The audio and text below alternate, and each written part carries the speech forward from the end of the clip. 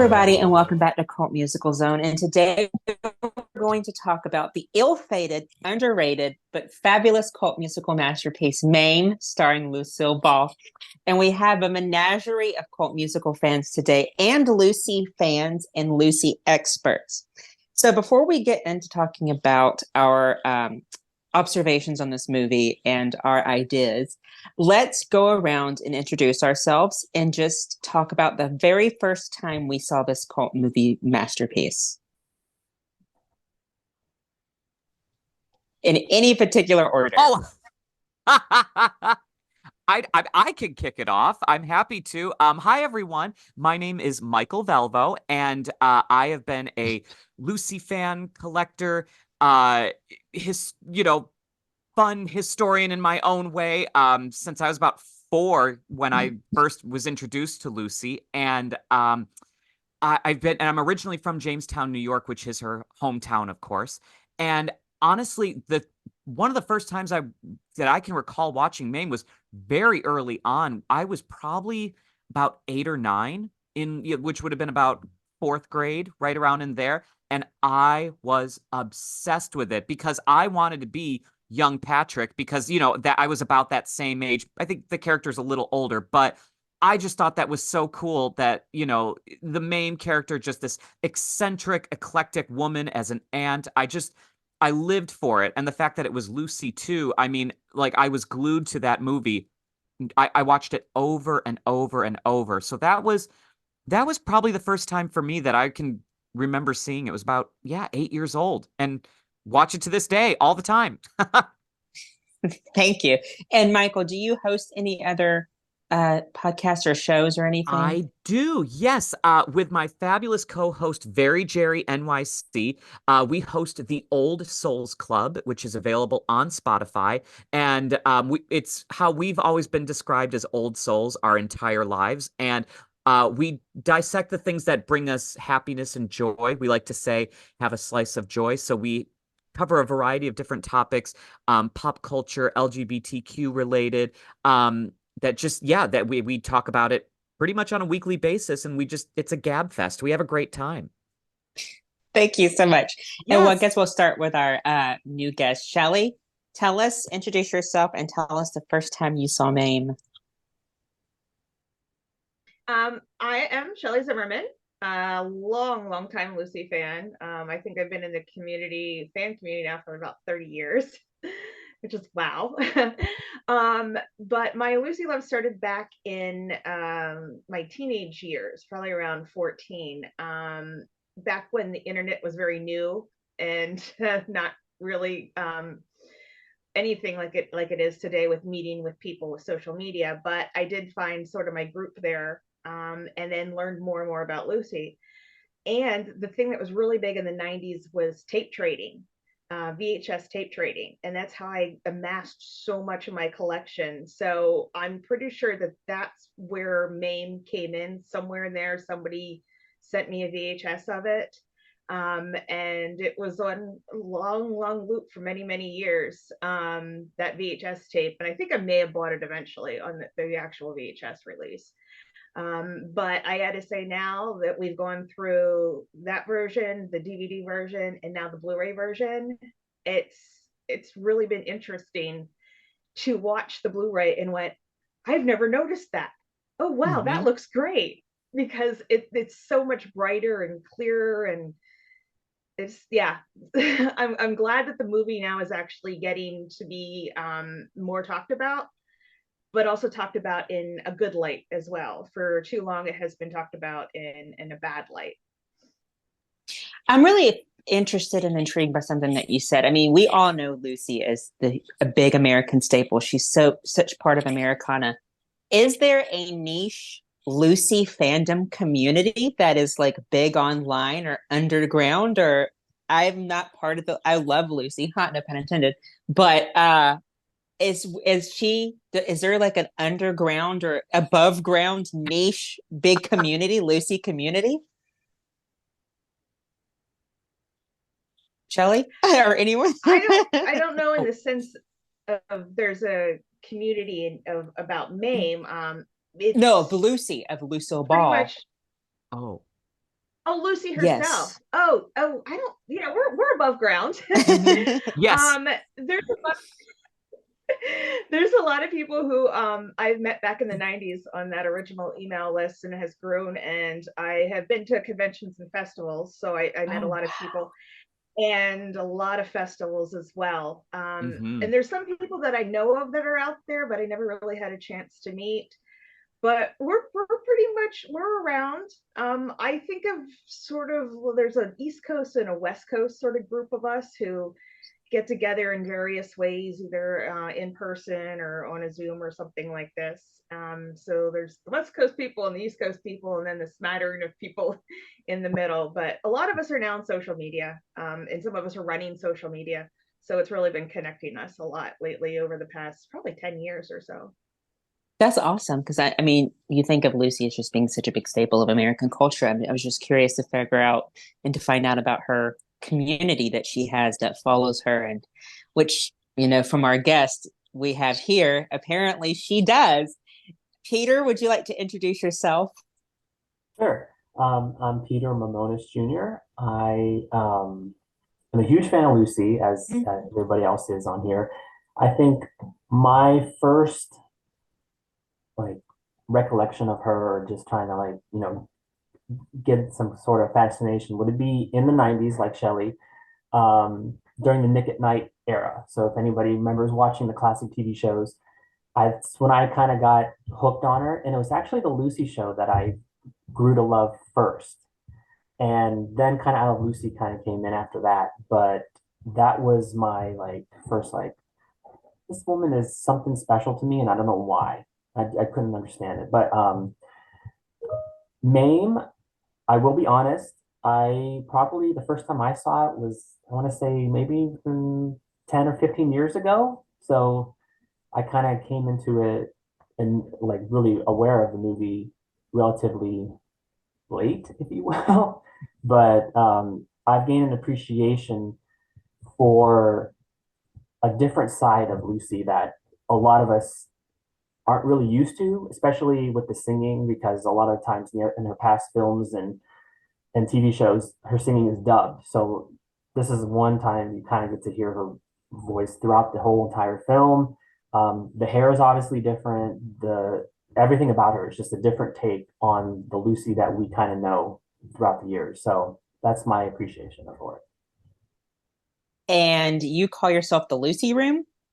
Well, I started a social media page for the Lucy Room to showcase some items that are not only in my collection, but give an opportunity for other fans that might have some really cool stuff to kind of put it out there and say, this is not only just what I have, it's just, this is what still exists.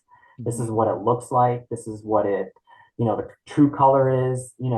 I wanted something to be out there to kind of like an online virtual museum, if you will, and just give an opportunity for fans to see something that they may have either just caught their eye in a film or a TV show, and they're like, oh, I know where that's from, or I remember seeing that. So that's what the purpose of the Lucy Room is, just to showcase pieces, whether it be clothing, props, gifts, personal effects, things like that. I need a Mame doll. I need a Lucy Mame doll. I would love that. I don't think there's Yeah, one out there, actually. I Yeah, good point. we'll I'm make surprised. I have one. all the little collectibles and dolls that have been made over the years. That's one thing I'm not aware of, actually. No, yeah, they never did a Mame doll. I mean, we've got the Here's Lucy opening and the tux and the top hat. We have that. That's probably, aside from the I Love Lucy dolls, there's that one. But yeah, we don't The have closest anything thing like may that. be those porcelain dolls, the Hollywood Walk of Fame dolls. They have her in the Oscar Oh, dress, and then the blue one. Those are Look, she's got a closest to a double. that's main look, if you will. yeah, you're right. Those are yeah, of Lucille Ball. Yeah, that's true. That's a good point. Darren, I love your cosplay of Mame. Tell us, introduce yourself. Look at that Well, behind you. okay. I love it. Thank you. My name is Darren J. Fleming. I have an alter ego known as Miss Grenadine Ross For the last 23 years, I lived in New York City and I worked as an actor and a drag performer. Now I am in the Midwest and I run a digital production company called Gritsville USA. Currently, we are doing a Black History animated series, and we're really excited about it. So, my history with Mame and Lucy is kind of all intermingled and layered. I first became aware of Lucille Ball as maybe 2 or 3 years old when the show Here's Lucy was on. I remember the top hat and the little tuxedo that she wore. I remember that. And I think her name was Mrs. Carmichael on that show. I was obsessed with that. Um, as far as Mame is concerned, I was a musical theater baby, so I remember taking acting classes and seeing the poster of Angela Lansbury in Mame on the walls in the theater. And then when I was in show choir, we sang "We Need a Little Christmas" in our winter Christmas thing. So it made me go and get the soundtrack. And yay, simultaneously, I'm a huge Lucille Ball fan. So at that point, I was trying to get my hands on any autobiography, any biography about anybody that I could possibly get. And I got a copy of a biography about Lucy. And in it, there's this beautiful picture of her as Mame. And I was like, why have I never seen this? Why has this never been a thing? And then I read about that it being a flop and that it wasn't available. So mind you, this is in the early 90s. So you're kind of like crossing your fingers every time a new video store opens up that you're going to get a crop of new stuff that you haven't seen. And lo and behold, when I was 20 years old, a Hollywood video opened up. And what did they have? A copy of Lucille Ball is Mame. So I ran home and like held it like it was the Holy Grail. I called up friends. We had a watching party. We were going to do all things Mame. And that is when we saw Mame and we had opinions about Mame, which we will share later. But I answered the question. I was 20 years old when we saw Mame for the first time. We still need to have a Mame party. We're having a Mame party now. Yes. And our two favorite ghoul fiends, Hades Nuts and Mary Puffins, please. Hi, my first time seeing Mame was actually last week. I grew up on Lucy though, because my grandmother really looked like her and acted like her, and like her nickname was Lucy, and she had like, the Lucy things. She did the Lucy lips. She had the Lucy perfect hair color. So like it has a soft place in my heart, but most of my experience with Lucy is through, the Lucy TV show and various things here and there. I haven't seen her like, a little bit older. And in Mame, she was so good and fantastic. And age didn't matter. It was great. I watched it several times, loved it. And I'm here to talk about it and hear about it because I want to know more. So my first time, I'm Hades Nuts. You can call me Hades. My first time watching Mame was actually in December when it was announced there's a Lucille Ball musical that we're going to be doing. So naturally, I started foaming at the mouth because I'm like a huge Lucy fan. And so I was like, let's watch it. So I watched it around Christmas time and I was like, it's related to Christmas, but how? And then the song came on. I was like, it was so good. I loved Mame. And I've watched it several times because we live together. So I'm like, all right, you need to watch it immediately. Let's go. All right, we're going to watch it again. And then we're going to watch it again. I was 2 years old when I realized that song was from this musical. So yeah, awesome. But awesome. I've been Even a better. huge Lucy fan all my life. Since I was a little kid, I would watch Nick at Night, TV Land. Anytime I could get my hands on all that old TV stuff, oh, I lived for it. And like Lucy, like just has always had a special place in my heart. And I do have a small collection of Lucy stuff because you were mentioning Lucy dolls. So I was like, we watched this episode. Yeah. So I've been a huge Lucy fan like all my life. So, and the fact that this was off my radar for so long that I was like, wait, there's a Lucy musical? Okay, stop everything. I don't think I've ever heard her sing. And I'm like, okay. She had such a beautiful low voice, but I could tell that singing was not her forte. But that didn't change anything for me. I loved every minute of Mame. My first time seeing Mame, so I've always loved cult musicals. That was my niche. That's my thing. But I always say people nowadays don't realize how blessed they are with availability of movies, even ones that aren't on Blu-ray or whatever. You can still find it bootleg online and stream it. And so a lot of people don't realize how lucky they are to have movies at their fingertips. So the first time I heard about Mame, I've heard it. I was on a bootleg site because this is before Shock Treatment was on DVD. This is before Howard the Duck was on DVD, and it was on that same site, and it was like ripped from Laserdisc. So the quality was like not that great. It would be better than a VHS, but it was like the infamous cult classic Mame. And I started doing research on it, and I saw clips that were pretty grainy.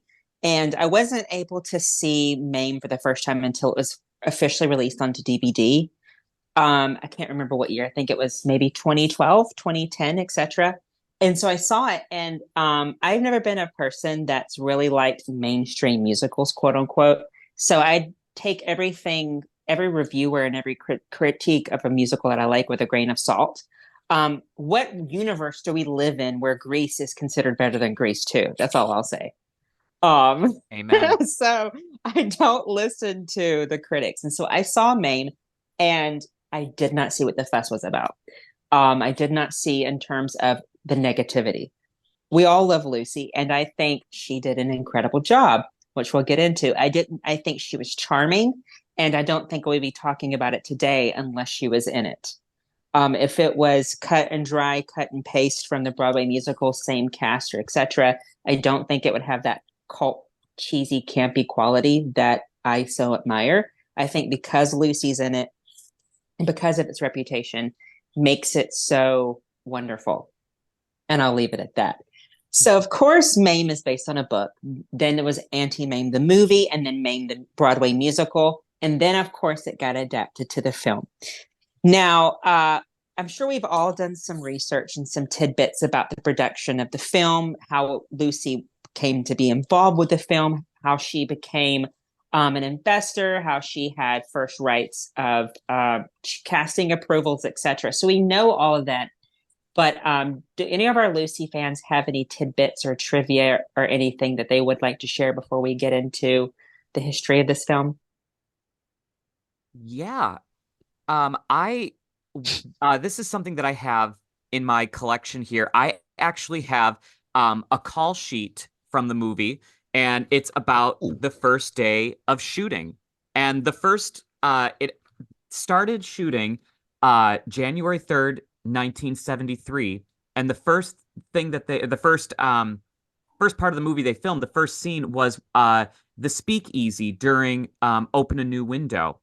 And it's a lot of fun to see this, and they filmed it. It's scenes 58 through 62 on stage 24, the Warner Brothers lot, and stage 24 and 25 is where they filmed a lot of the majority of the movie, all the indoor scenes, and that later on ended up being the stage that they used for The Big Bang Theory, which I thought was kind of interesting. Another well-known sitcom at this point. But it's really cool because it also says the next few days, the 4th, 5th. So it actually started Wednesday on the 3rd. And they filmed a lot of that particular scene during these first few days, like the Grand Central Station, the courthouse, the speakeasy, the Japanese garden, the fountain and statue that was on location. But it's really cool just to see exactly what they did on the first day and just everyone that's involved. So that's, I mean, to kick off with, that's what they first started with when they started able to film the movie. Yeah, and it's we touched upon this, and I don't want to focus on the negative of this movie because I don't think there are any negatives. We touched upon this when we talked about The Wiz last time. Most of the criticism was before we get into the age and the voice, that Lucy sort of bought her way into this film. But the same critique was thrown at Diana Ross in The Wiz. Mm. And I love The Wiz. The Wiz is a wonderful cult classic that we all love, but the same critique was thrown at Diana Ross. But I just think Lucy nor Diana Ross did anything that was unusual. But I think because they were women of a particular age, mainly because they were women, I think they had a harsher critique and a harsher criticism than their male counterparts. Because how many men in Hollywood have bought their way into a film or have leveraged their star power to get into a production of a film? But I think women have it more difficult in terms of their place in Hollywood, but also the critiques thrown at them. So, yes. Anyone else before we get in have any tidbits about Mame or the production? I have something I can share here. Okay. This was interesting. You talked a little bit about the shooting and being on the Warner Brothers lot. The scenes that they shot outside of Beekman Place, where Lucy roller skates home, and then also when they're leaving after the "We Need a Little Christmas" number, they were shot on the back lot on what was called Wimpole Street.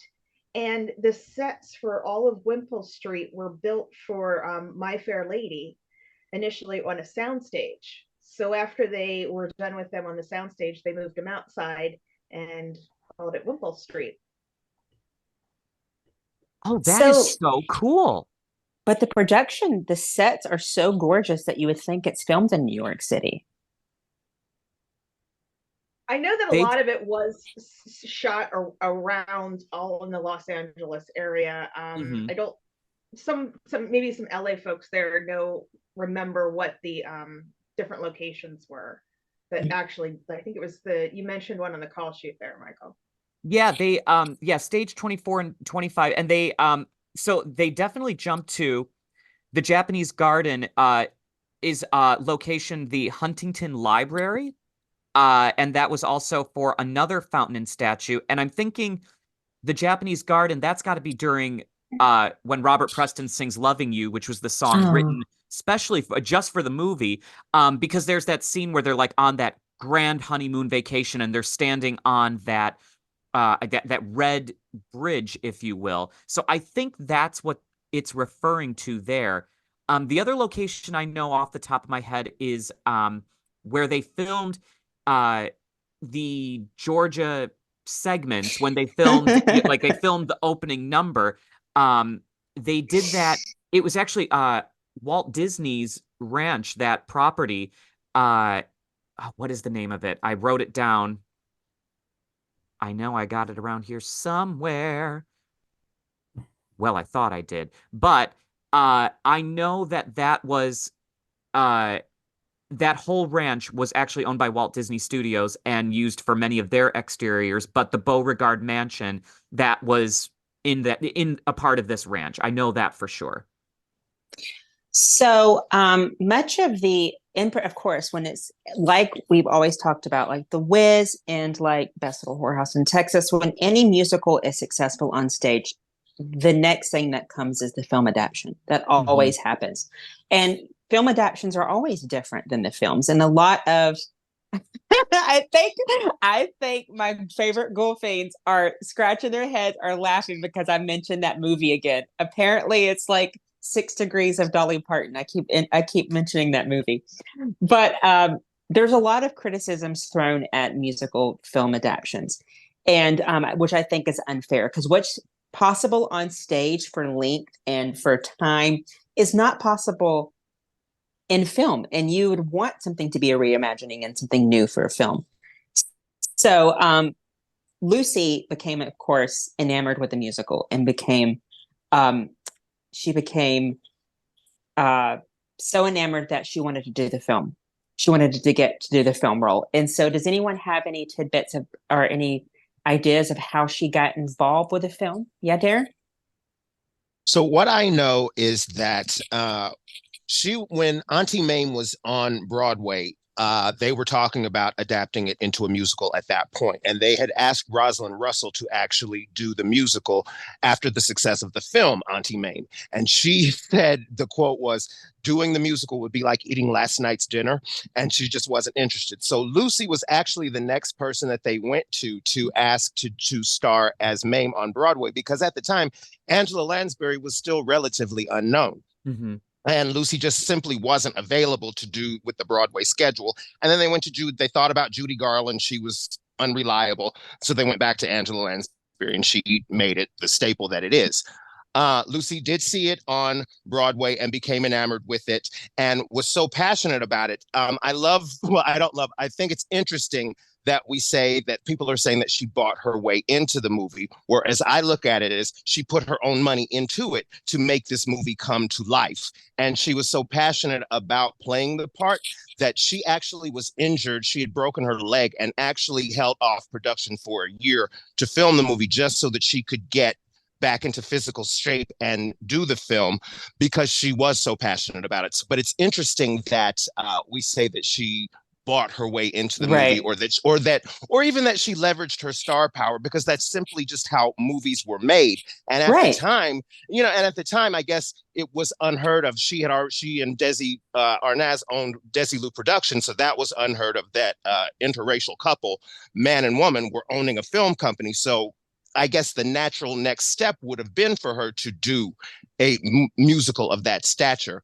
But the harsh criticisms, I think, were sexist, and it's and ageist, and it's no different than Killers of the Flower Moon with Leonardo DiCaprio and Robert De Niro playing roles that are 30, 35 years younger than they're supposed to be.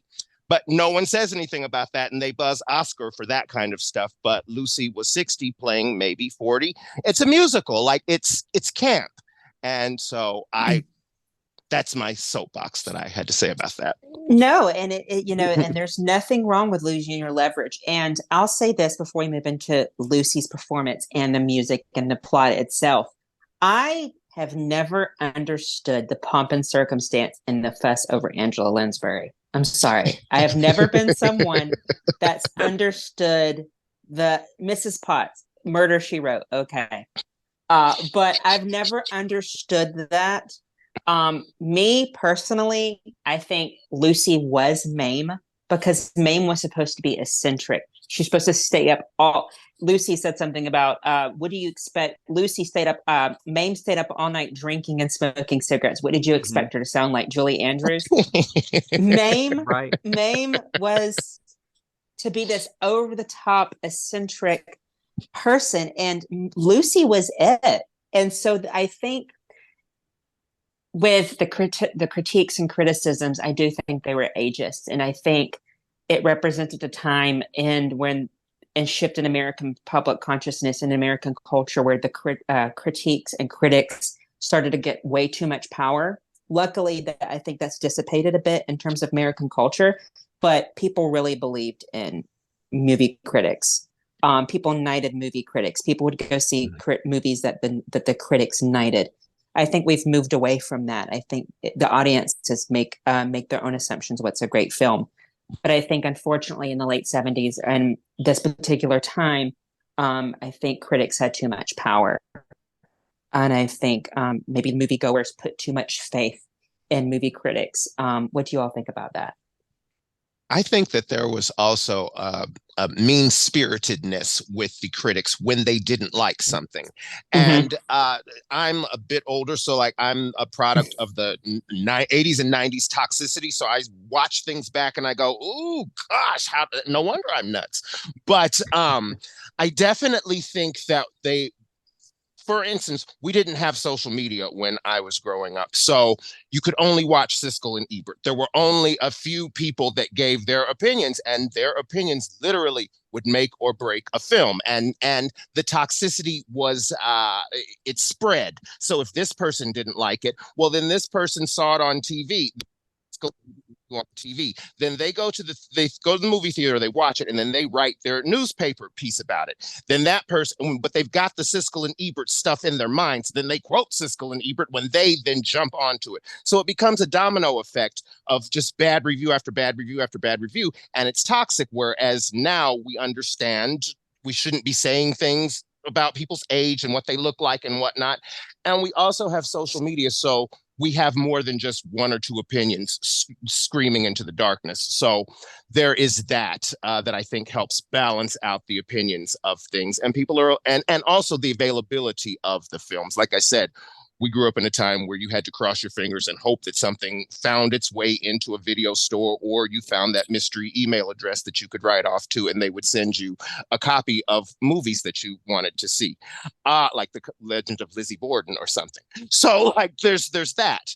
But now that we have YouTube and social media, people have these things at their fingertips and can make their own opinions and can say, you know what, these old people were toxic and they don't know what they're talking about. And once again, Lucy was asked to play the role before they went to Angie. So there's that. And I think the big deal about Angela Lansbury was that she got typecast as playing like an elderly woman in The Manchurian Candidate. So then for her to step out on a musical theater stage and people were like, oh my gosh, she can sing and she can dance. It was totally anti-type for that like motherly, matronly character. That's what the big deal was about, that she just defied type and was able to find a whole new career in musicals. What do y'all think? I wanted to add something on to what Darren was saying with the criticism and everything. I have the Desilu book. If you've never read this book, it's absolutely fantastic, covering the studio and Lucy and Desi's life. They sort of did a roundup of what the actual critics said, and this is the harsh stuff. I'll just read a little bit from the book here. After 40 years in movies and TV, asked the New Yorker, did she discover in herself an unfulfilled ambition to be a flaming drag queen?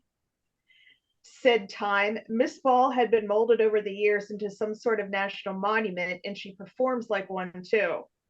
Her grace and timing, her vigor have all vanished, added the New Republic. Had she made this film 15 years ago, she would have been terrific, but she is now too old, too stringy in the legs, too basso in the voice, and too creaky in the joints.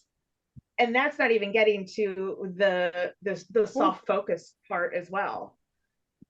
These are mean. These are mean. A lot of people have talked about the criticism over the years, but to actually read that and hear what they said, like it's sort of, it came back around. If you know what went on with Lucy in her last series in the 1980s, it was the same thing. They took shots at her, and Lucy always said, I can take the stuff that they say about a film. But when they say it personally about me, that's what she couldn't handle. And Shelley, like, for those who, I guess, to give some sort of idea, Lucy was a national treasure. There was really no bigger she paved the way for every female star after her. I mean, without Lucy, there would be no Roseanne, there would be no Grace Under Fire, there would be no anyone. I mean, Lucy paved the way for everybody. So for her to be such a beloved icon and such a part of American culture, I think, if I'm not mistaken, I read a book a while ago that said the reason that she decided to do this movie, because she was so disheartened by movies like The Exorcist and all these movies that took really dark psychological turns. She wanted to bring back something pure and something kind and something decent. And do you think that is a disservice to her as as someone who paved the way for critics to almost forget what she's done for American culture? And I don't want to harp on this criticism too much because I want to get into the music and her role. But what do you think about that? I mean, for her to be so beloved and then this switch on her.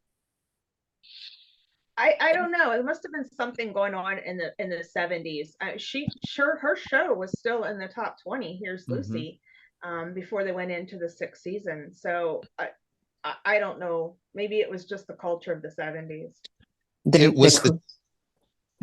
was the toxicity of the culture of the time and the fickleness, and that's just how fickle fans were. They build you up to then see how far you can fall, like, and how mean they can be about it. That was just the culture. Part of it could So also be that at that time, you got to figure 20 years prior, roughly, she has been so drilled in people's minds of the Lucy character, or Mhm. so when Lucille came on screen looking so completely different, sounding different, everything, it just, I think people just didn't really know how to like take that in because they know this Lucy character, and now this is something completely different that she's obviously stepping, taking um so much like risk. She put so much risk with this role because it's so different than what she's done in the past. So part of it may have been people just didn't know how to really react, so they focused on what they visually saw and didn't really take into account the work that went into the time, all this stuff. yeah, So I mean, yeah. And to touch on the what Shelley had read in that book about, especially about her legs, let's just all agree that woman had the most Oh, amazing legs throughout her entire life, even into her 70s when she physical got the comedy. Oscar stage, she looked yeah. phenomenal. So I think that person ever wrote that was blind. So I just want to put The that. leg, the Oh, legs are the last to go. But What it comes down to her is women physical aren't allowed to comedy. age. Sorry. It's It's like a women aren't allowed to age. You know what I no. mean? Like there's not Yeah. allowed to like, retain any cuteness, sexiness, anything once they hit a certain age.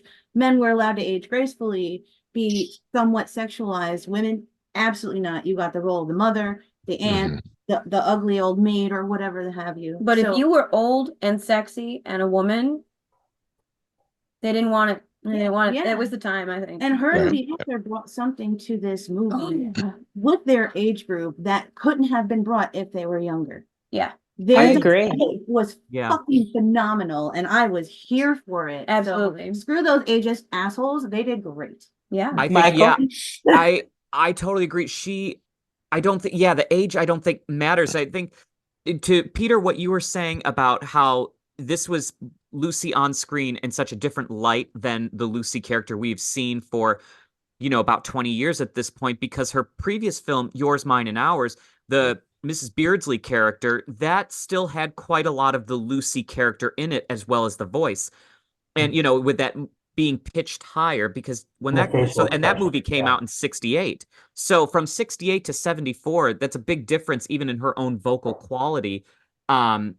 And not being the Lucy character. So from a big screen to a small screen, the last time they saw and heard her, or still is in that heightenedness. So this is just such a game changer for her, similar to like when she did Stone Pillow in 85, Yeah.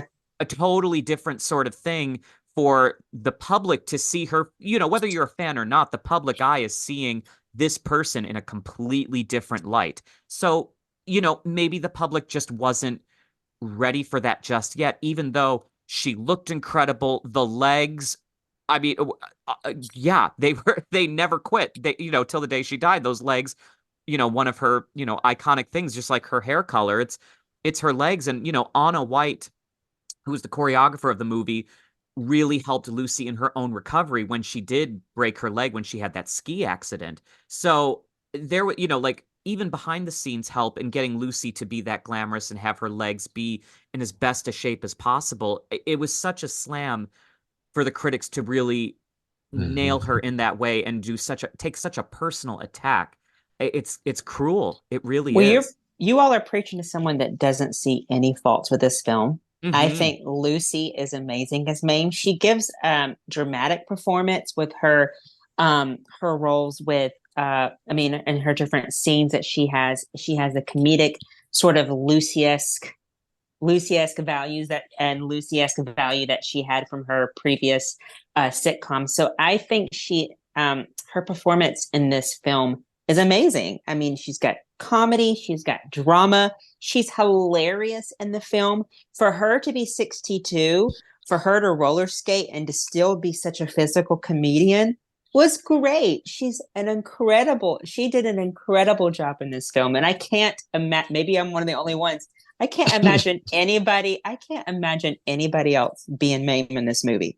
If it was Angela Lansbury, if it was another Hollywood actress at the time who's quote unquote has better um, vocal pipes, etc., I probably wouldn't like the movie the way that I do.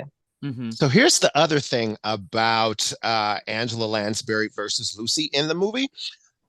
They actually were considering Angela Lansbury, but she wasn't a big enough star at the time to carry a movie. Like she wasn't considered right. big enough. So it's interesting that they say Lucy bought her way into the movie, but then they turned who their beloved Angela down because she wasn't a big enough star. So it's like, That's a which good end of the point. you know what I mean? Like, Yeah. which end of the sword are we going to play here? Because, in terms of even the movie set a box office record at Radio City when it premiered here in New York. It was, for highest box office. So, I don't think Angela Lansbury would have got, I don't think No. her version of the film Right. would have set a record like that in terms of the box office. It didn't make back, it was initially 12 million that was spent on the movie, and it only recouped 6. So, it did, even with someone as big as, Lucille Ball, if it was Angela Lansbury, it could have brought in only 3 million. I mean, it's because, it is a And business at the end of the day. and it wouldn't be a cult classic, and we wouldn't be talking Right. about it today. We wouldn't be talking about it today. So let's Exactly. go around. I personally think she is incredible in this movie. I've never got the critiques or criticism. I can't see anybody else but Lucy in this. I think she's hilarious. I think she chews scenery. She has great one-liners. And I don't think her voice is actually that bad at all. I think it's very Lucy. And it's fine. I listen to the soundtrack all the time. I think Lucy is great. I think some of the duets she has with B. Arthur and with Patrick are great. And I think she did the best of her ability, but it was fine. I think she was fabulous. I think Lucy is fabulous in this, and I've always defended this film, and I always will. Our two returning ghoul fiends. What did y'all think about Lucy in this film? I absolutely adored her in this film. Like I found like no faults. Like everything was perfect. So like her voice, like it was low and gravelly, but like it just made the whole experience feel a little more real. Because like not everybody's voice is gonna be like all perfect or whatever. But like it's like a real person who's been drinking and smoking and just living life and like Throwing she's bangers. throwing fucking bangers. Oh my God, yes, those parties. Oh, like of course, like after all of that, like the voice, it sounds like somebody who has lived.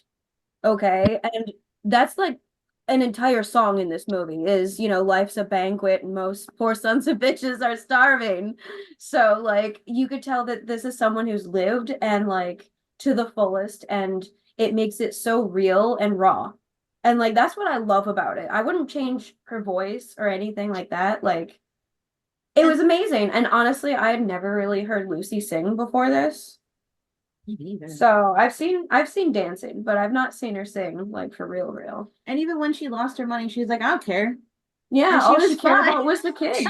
So I don't care. I want my son, your kid back. But one-liners.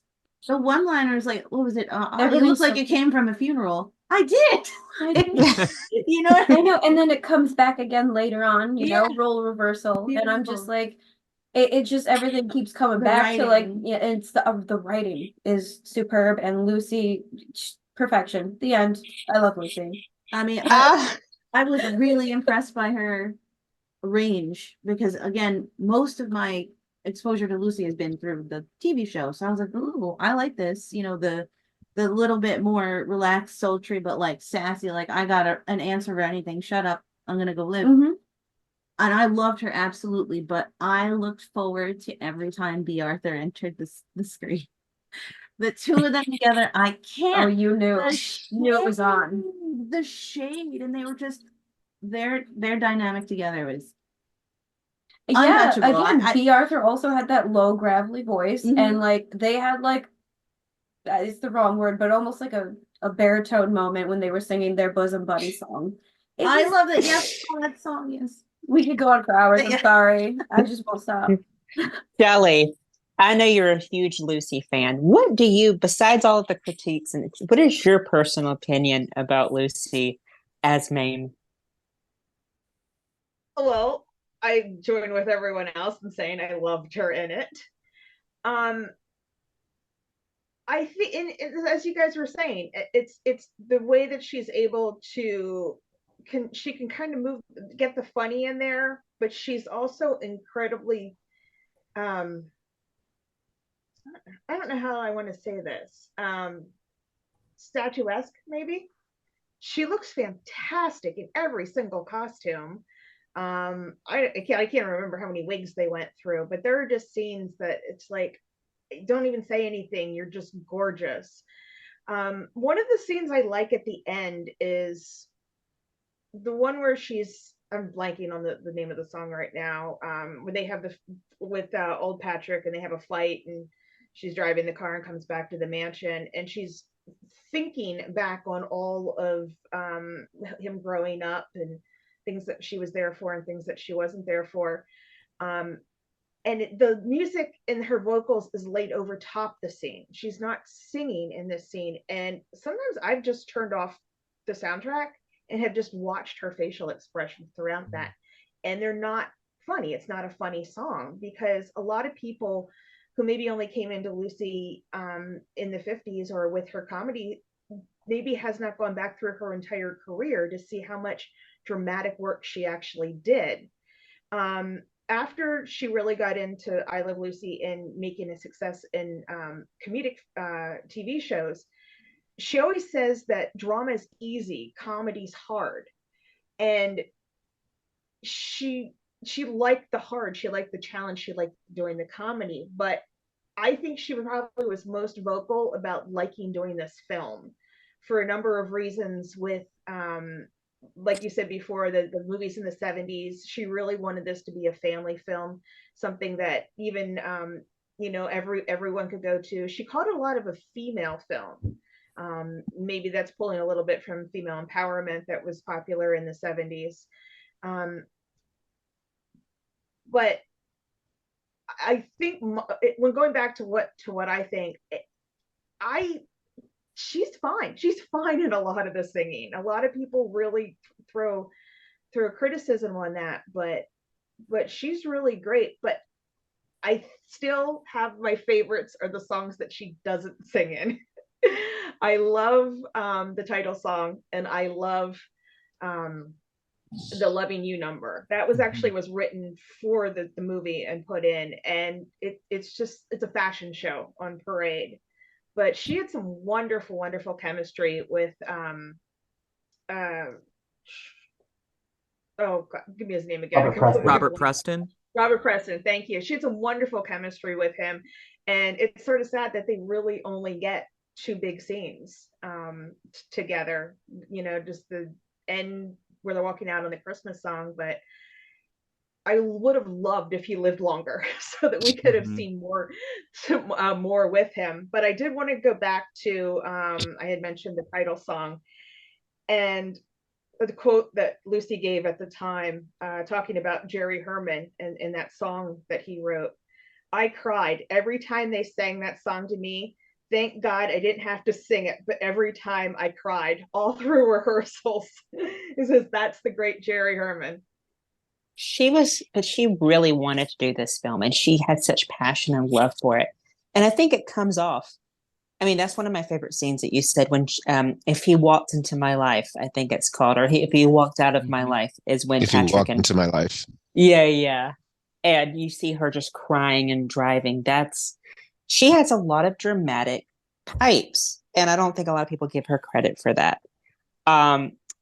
Peter, Michael, and Darren.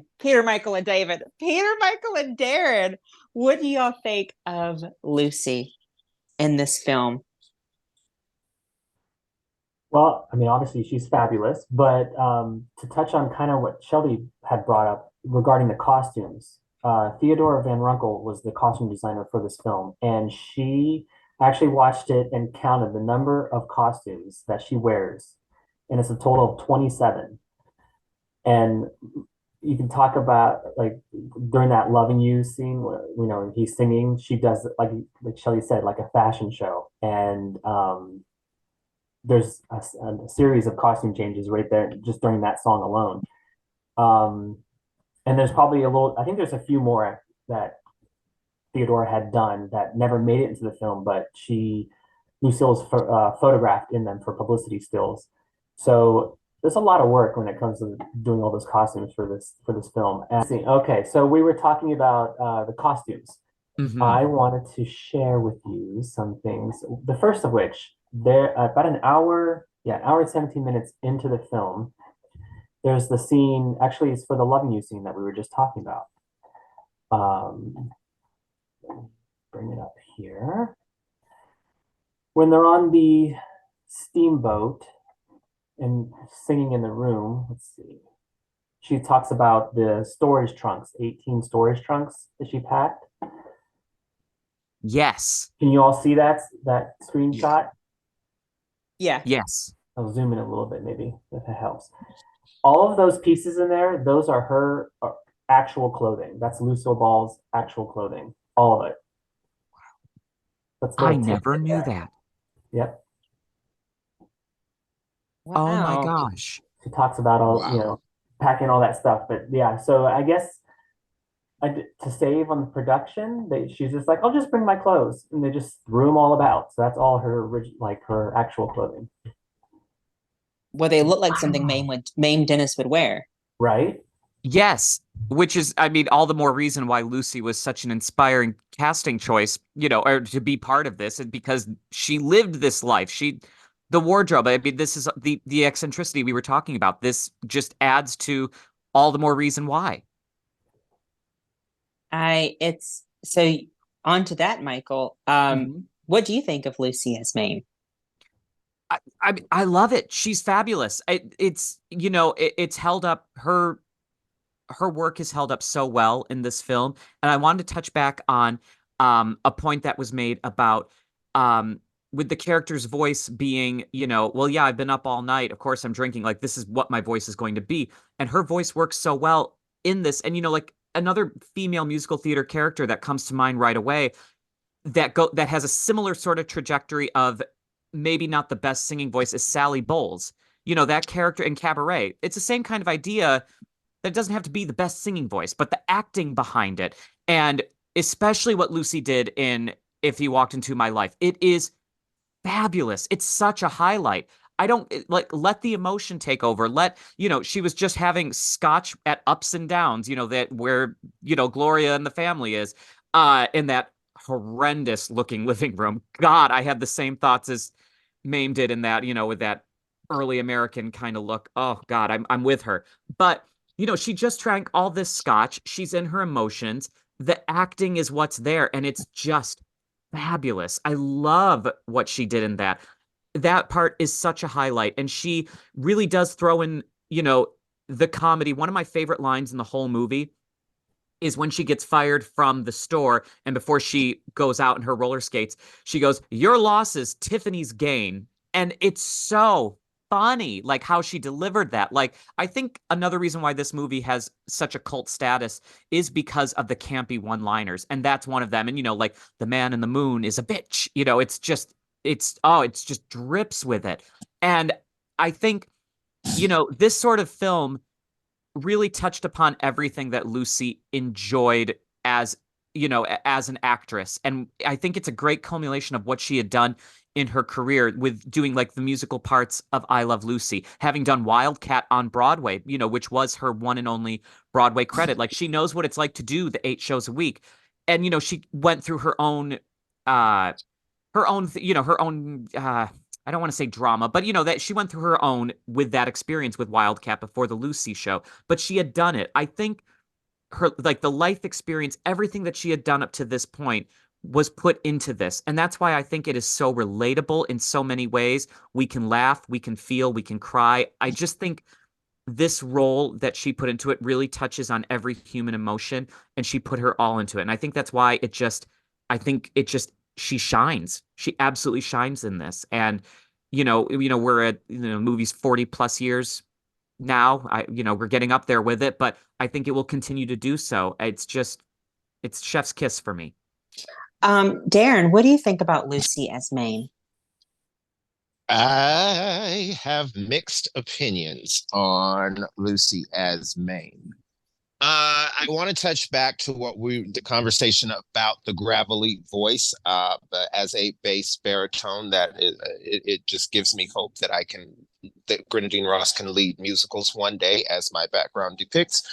But I also wanted to add that when Lucy said she wasn't available to do the role on Broadway, Jerry Herman actually wanted Carol Channing to leave Hello Dolly and go and play Mame. And she said that she didn't want to leave Hello Dolly. She wanted to ride that show out and not go and play Mame. But to the point, the guy that wrote the show didn't necessarily need a big brassy musical theater singer voice to carry the musical. It was more about the personality. So the comments about the voice,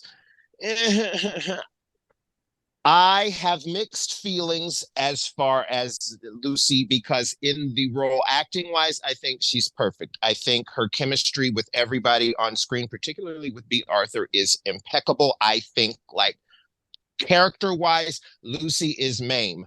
The score, the vocal score for me is where I feel like it is a bit of a doozy for me. And I think that is because, not just with the original Broadway cast, but because in the 60s, Broadway was mainstream. So you got multiple recordings of the different songs from Mame. So I just have a list here of different people that had recorded songs from Mame. There's Bobby Darin, the Supremes, Edie Gourmet, Leslie Uggams. Like, everybody had their own interpretation on Mame and their own different thing that they liked about it. So I thought that was what was cool about it.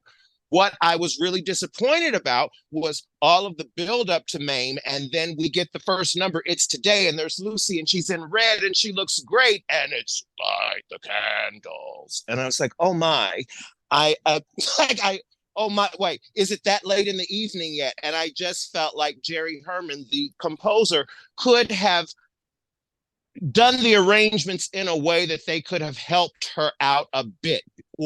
And then I looked at a Phil Donahue episode where Lucy knew that she couldn't sing. Like, that was part of what was funny about it to her. So hearing that she didn't take herself that seriously, I was like, okay, she gets it. So this is the choice. And sure. So if that is the choice, that we're going to live in this vocal fry, my question then is, why are we calling it a musical? But then that goes back to the Broadway people with the stunt casting. I saw Annie Get Your Gun with seven different actresses, and only 2 of them could sing.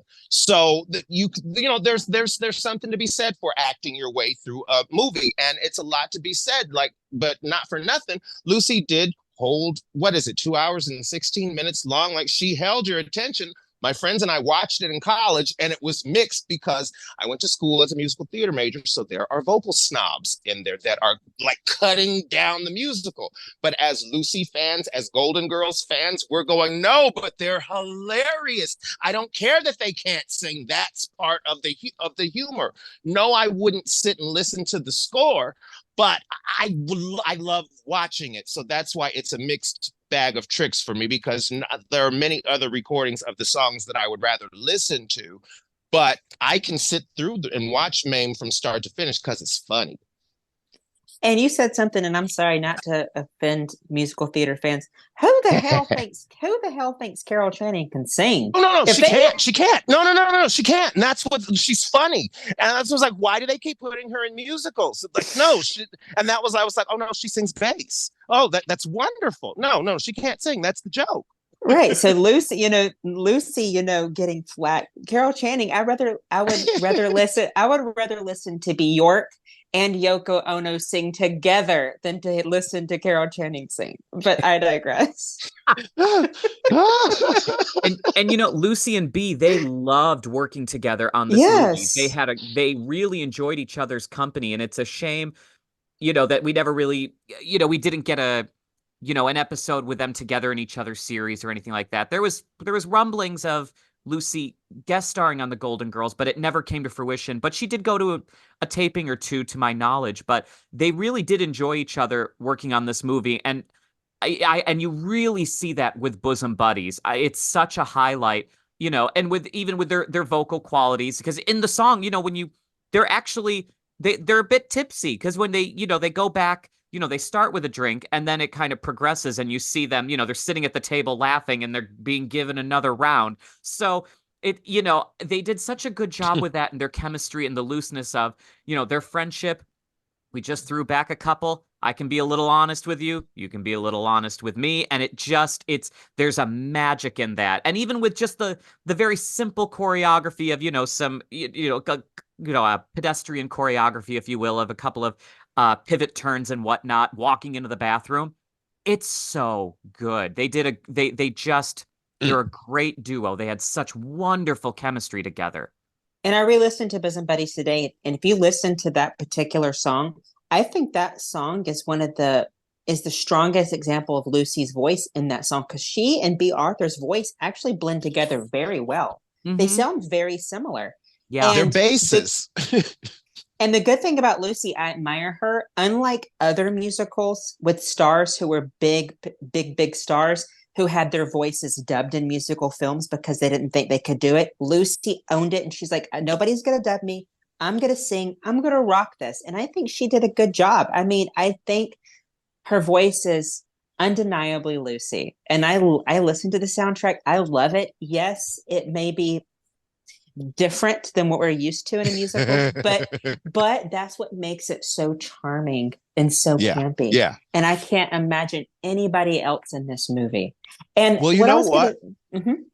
Well, she actually said to Phil Donahue, there were discussions about dubbing her voice, her singing voice, because she knew she couldn't sing. But then she said, there's nobody that can match my singing voice. And at the time, there were rumblings that there was some actress that had actually dubbed her voice, and that's why the movie was so bad. And Lucy was going, no, the woman that you're talking about is a wonderful singer. Leave her alone. Her voice is just fine. I'm responsible for everything, and I'm owning all of it. So yeah, to your point, she, as producer of the movie, said, no, release it with my voice. This is the choice that you're getting. So I love that you brought that up. And I can't remember the name. There was something. Lisa Kirk. Peter or Shelley. Who is it? Her name was Lisa Kirk. It was a lady named Lisa Kirk. Got it. I knew there was someone. The name I just could not remember. Yeah, I couldn't remember the name. Lisa Kirk. Yeah, they said that she dubbed it. But despite all of this, I think she did a great job. I literally don't think and I think what they did, I think they were so nervous in terms of what they were hearing in terms of recording. Sometimes they made it too painstakingly obvious on the soundtrack, where they sort of pasted different takes together. But I think her voice is just as is, because the way that she dances, the way she acts, the way she chews up scenery, the way that she is just full of life, you just forget about it. And her voice is like, yeah, Mame is eccentric, and I love it. So I want to go around and ask y'all, if y'all have one, what is your favorite one-liner or your favorite scene from this movie?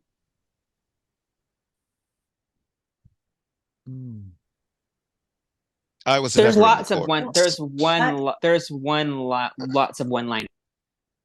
I like personally the horse scene, the fox hunt scene. Obviously that was great. It just it added that slapstick to it a little bit. And then the ending was so cute with the horse eating her hair and her just holding the fox like. But what about how eccentric Mame is and how much she owns it? When she says, they're like, how would you like to ride the horse? And she goes, side saddle. Side saddle. Side saddle.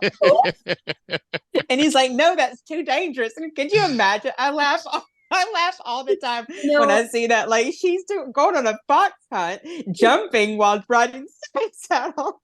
It's so funny. And my favorite thing is the sister, I don't know, the southern person who's like really coaxing her. Oh, the hunt, that I forget her name. She's really like egging her on. She's clear, like Lucy catches on pretty early that this bitch is playing a fucking mind game.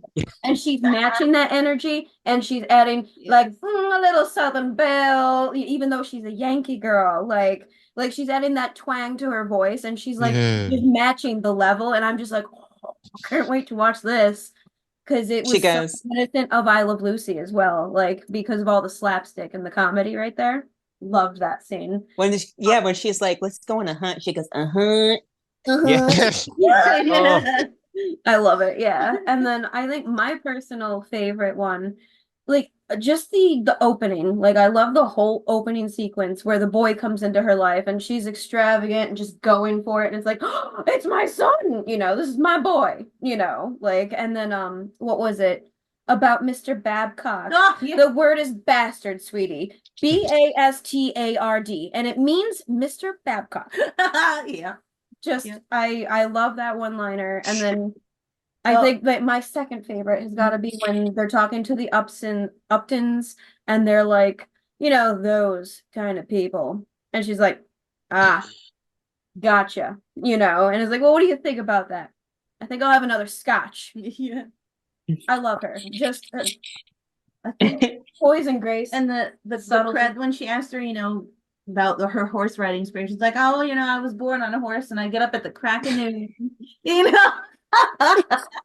Don't tell me no bad news. I get up at the crack of noon. Yeah. Yeah. Everyone else. Everyone else. Okay, I'll go. Go ahead, Darren. Okay. My favorite Mame line is when it's after the party and Patrick goes in with the bugle and blows it and is trying to wake people up, and she goes, "Your Auntie Mame is hung." That's my favorite Mame line. And then my B. Arthur steals it for me when she says, "I was never in the chorus," and then Mame continues to talk and she's like, no, I was never in the chorus, and Mame continues and Vera goes, "I was never in the and it's like, that's hilarious. And then when she also says, "I'll have you know that I once played Mother Cabrini during Lent," I walk around quoting that, and people look at me like I'm crazy, but I love those lines. B. Arthur acts like she's having a ball. She is loving that. And then she did an award show for tribute to Jerry Herman, and she got on stage, and in character Vera, she's talking, where she's like, back in the 60s, I had the pleasure of starring in a musical called Vera on Broadway. And she just the whole thing, and I was like, oh my gosh, she's in character. B. Arthur had a great time as Vera. She's a treat to watch. I wish that she had done more musicals and film, because she's also one of those national treasures that doesn't get more talk about. And the fact that her introduction was they carried her in. Yes.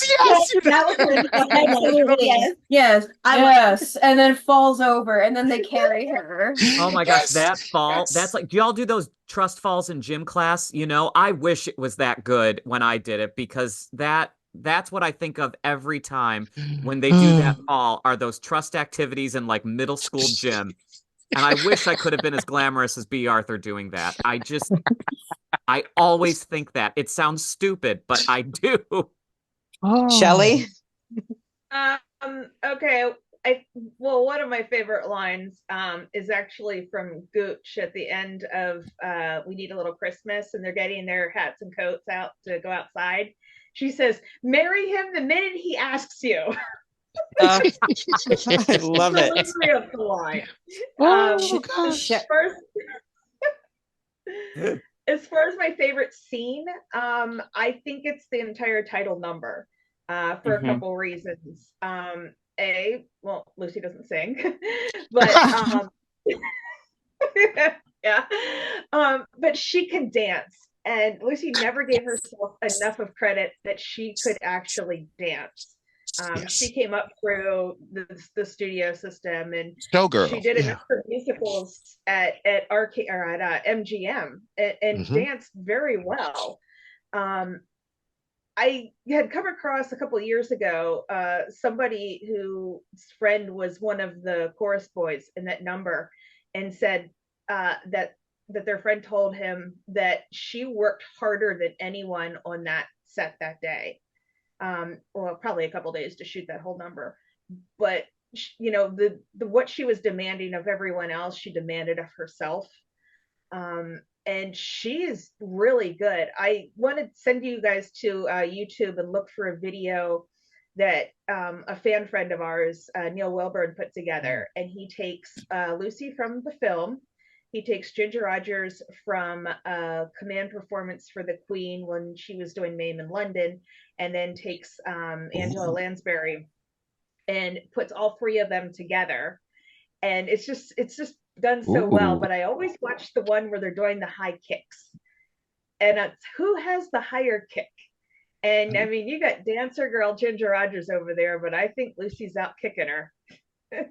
So watch it when they get into those lines there. But just the entire number and having Patrick run in at the end and the freeze frame, and I think they had intermission back then, did they? Yeah. When okay, yep, and that was the Act One closer then for the film.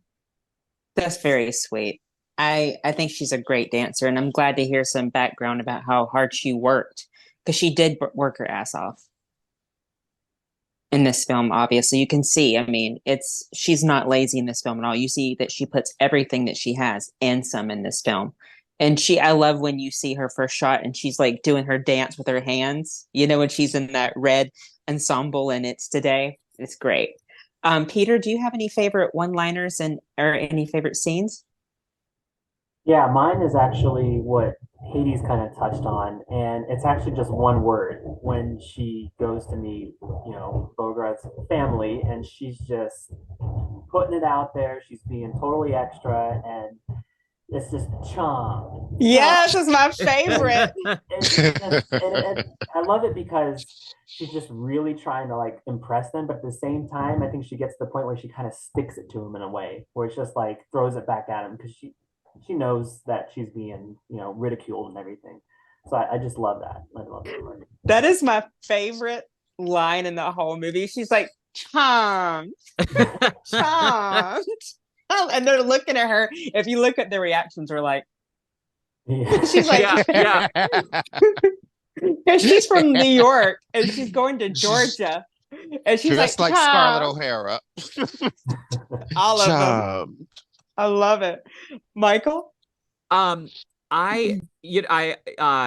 God, it's so funny, that charmed bit. It's so good.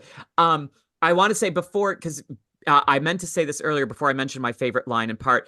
Peter, you were talking about 27 costume changes. I kept track of the wig count, and from what I noticed, was 17 different wigs in 4 different colors.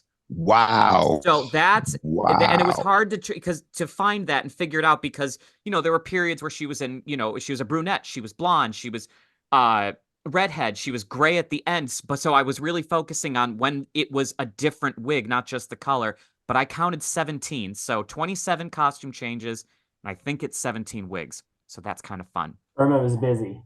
Yeah, Irma was so busy. Irma Kuzley was Lucy's hairstylist and did her wigs since I Love Lucy right up until the very end. And yeah, she did all of them for this film. And wow, that's a lot of wigs. God bless Irma.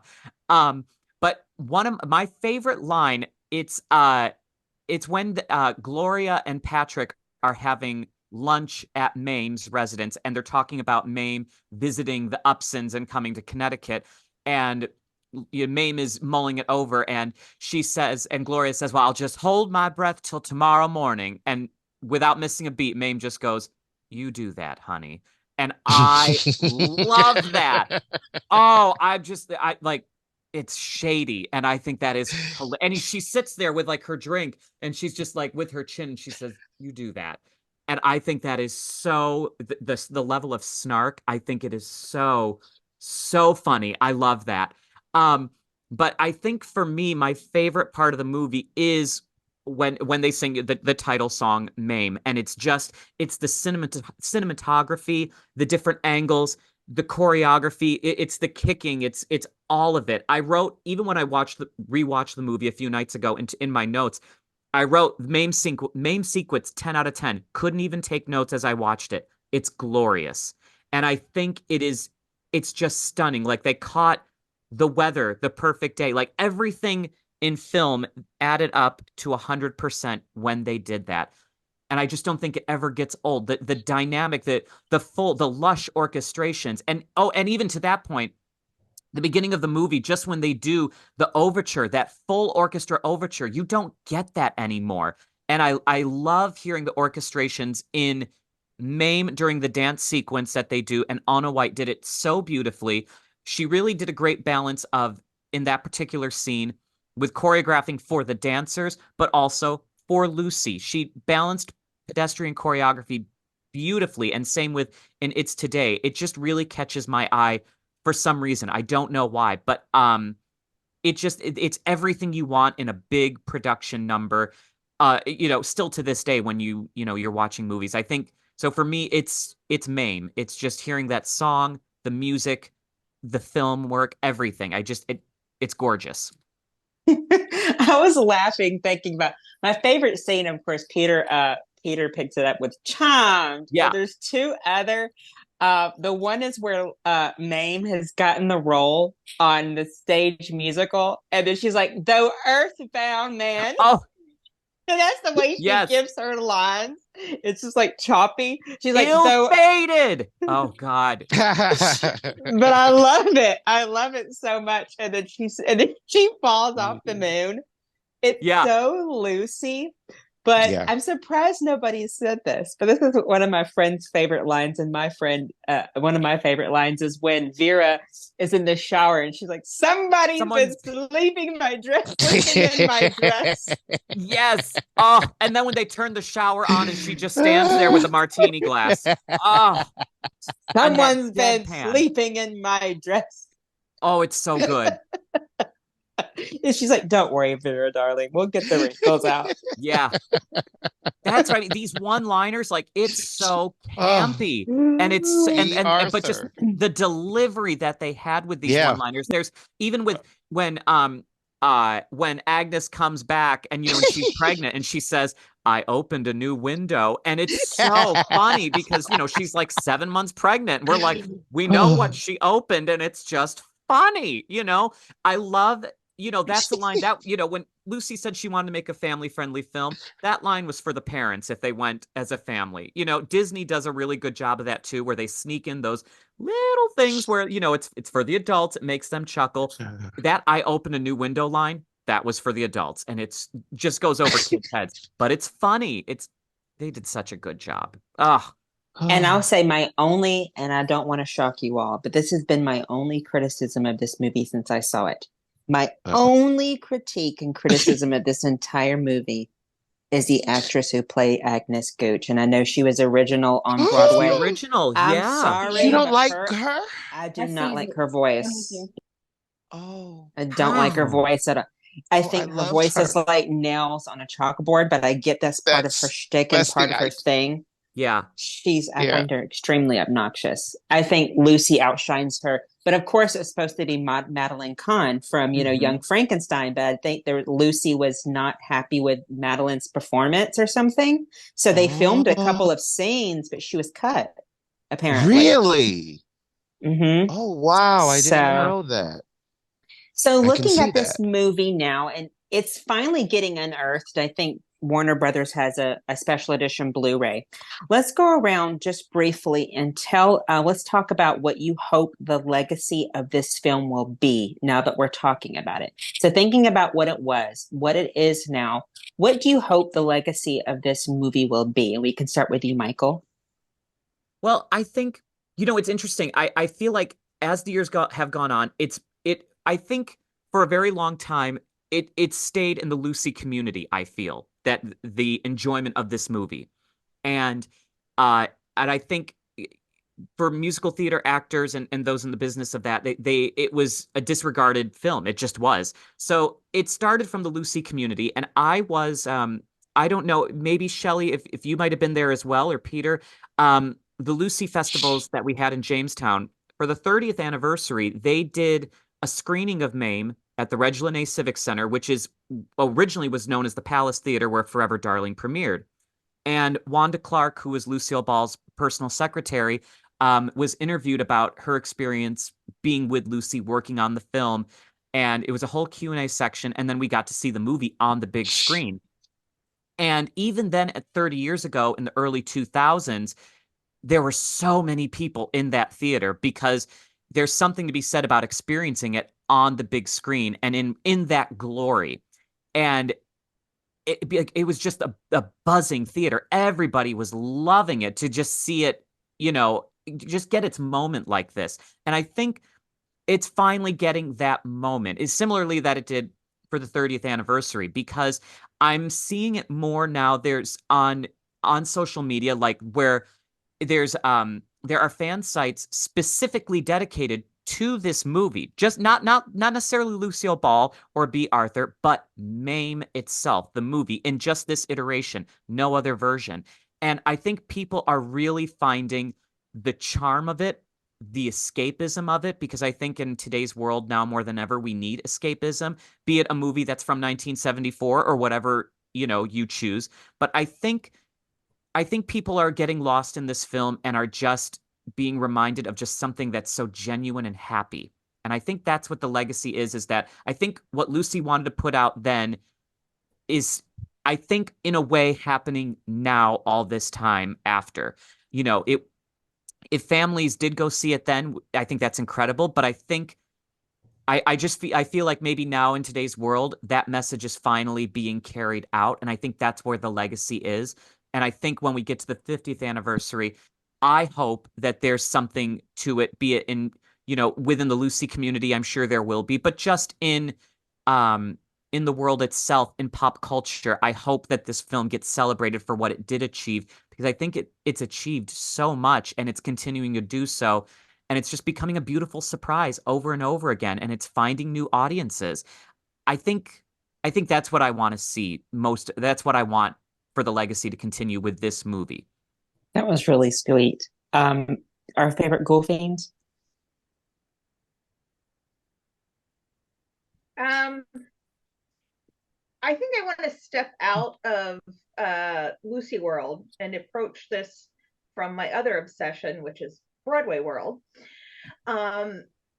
Over the years, I've been reading the online message boards of Broadway theater and musicals for quite a while, and about every 2 years it would come up that somebody would start talking about Mame. Sometimes it was just Mame the film. Sometimes it was Mame the whole genre, anti-Mame and Mame and the book and everything.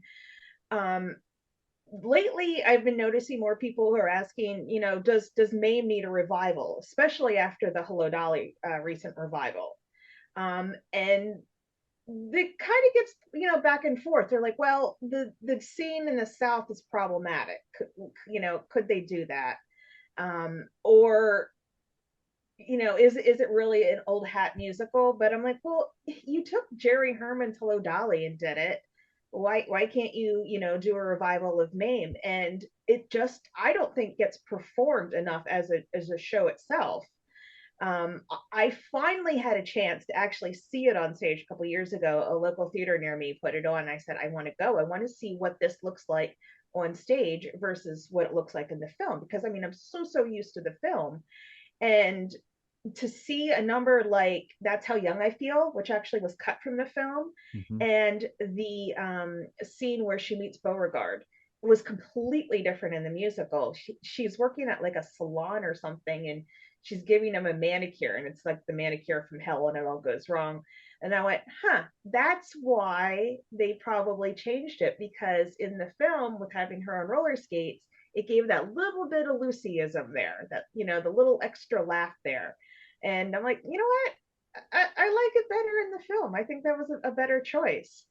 But the fact that I think that it doesn't get performed enough, the movie is filling a gap there. It's filling the gap for somebody who wants to see what Mame was, and to see how those songs that were very, very famous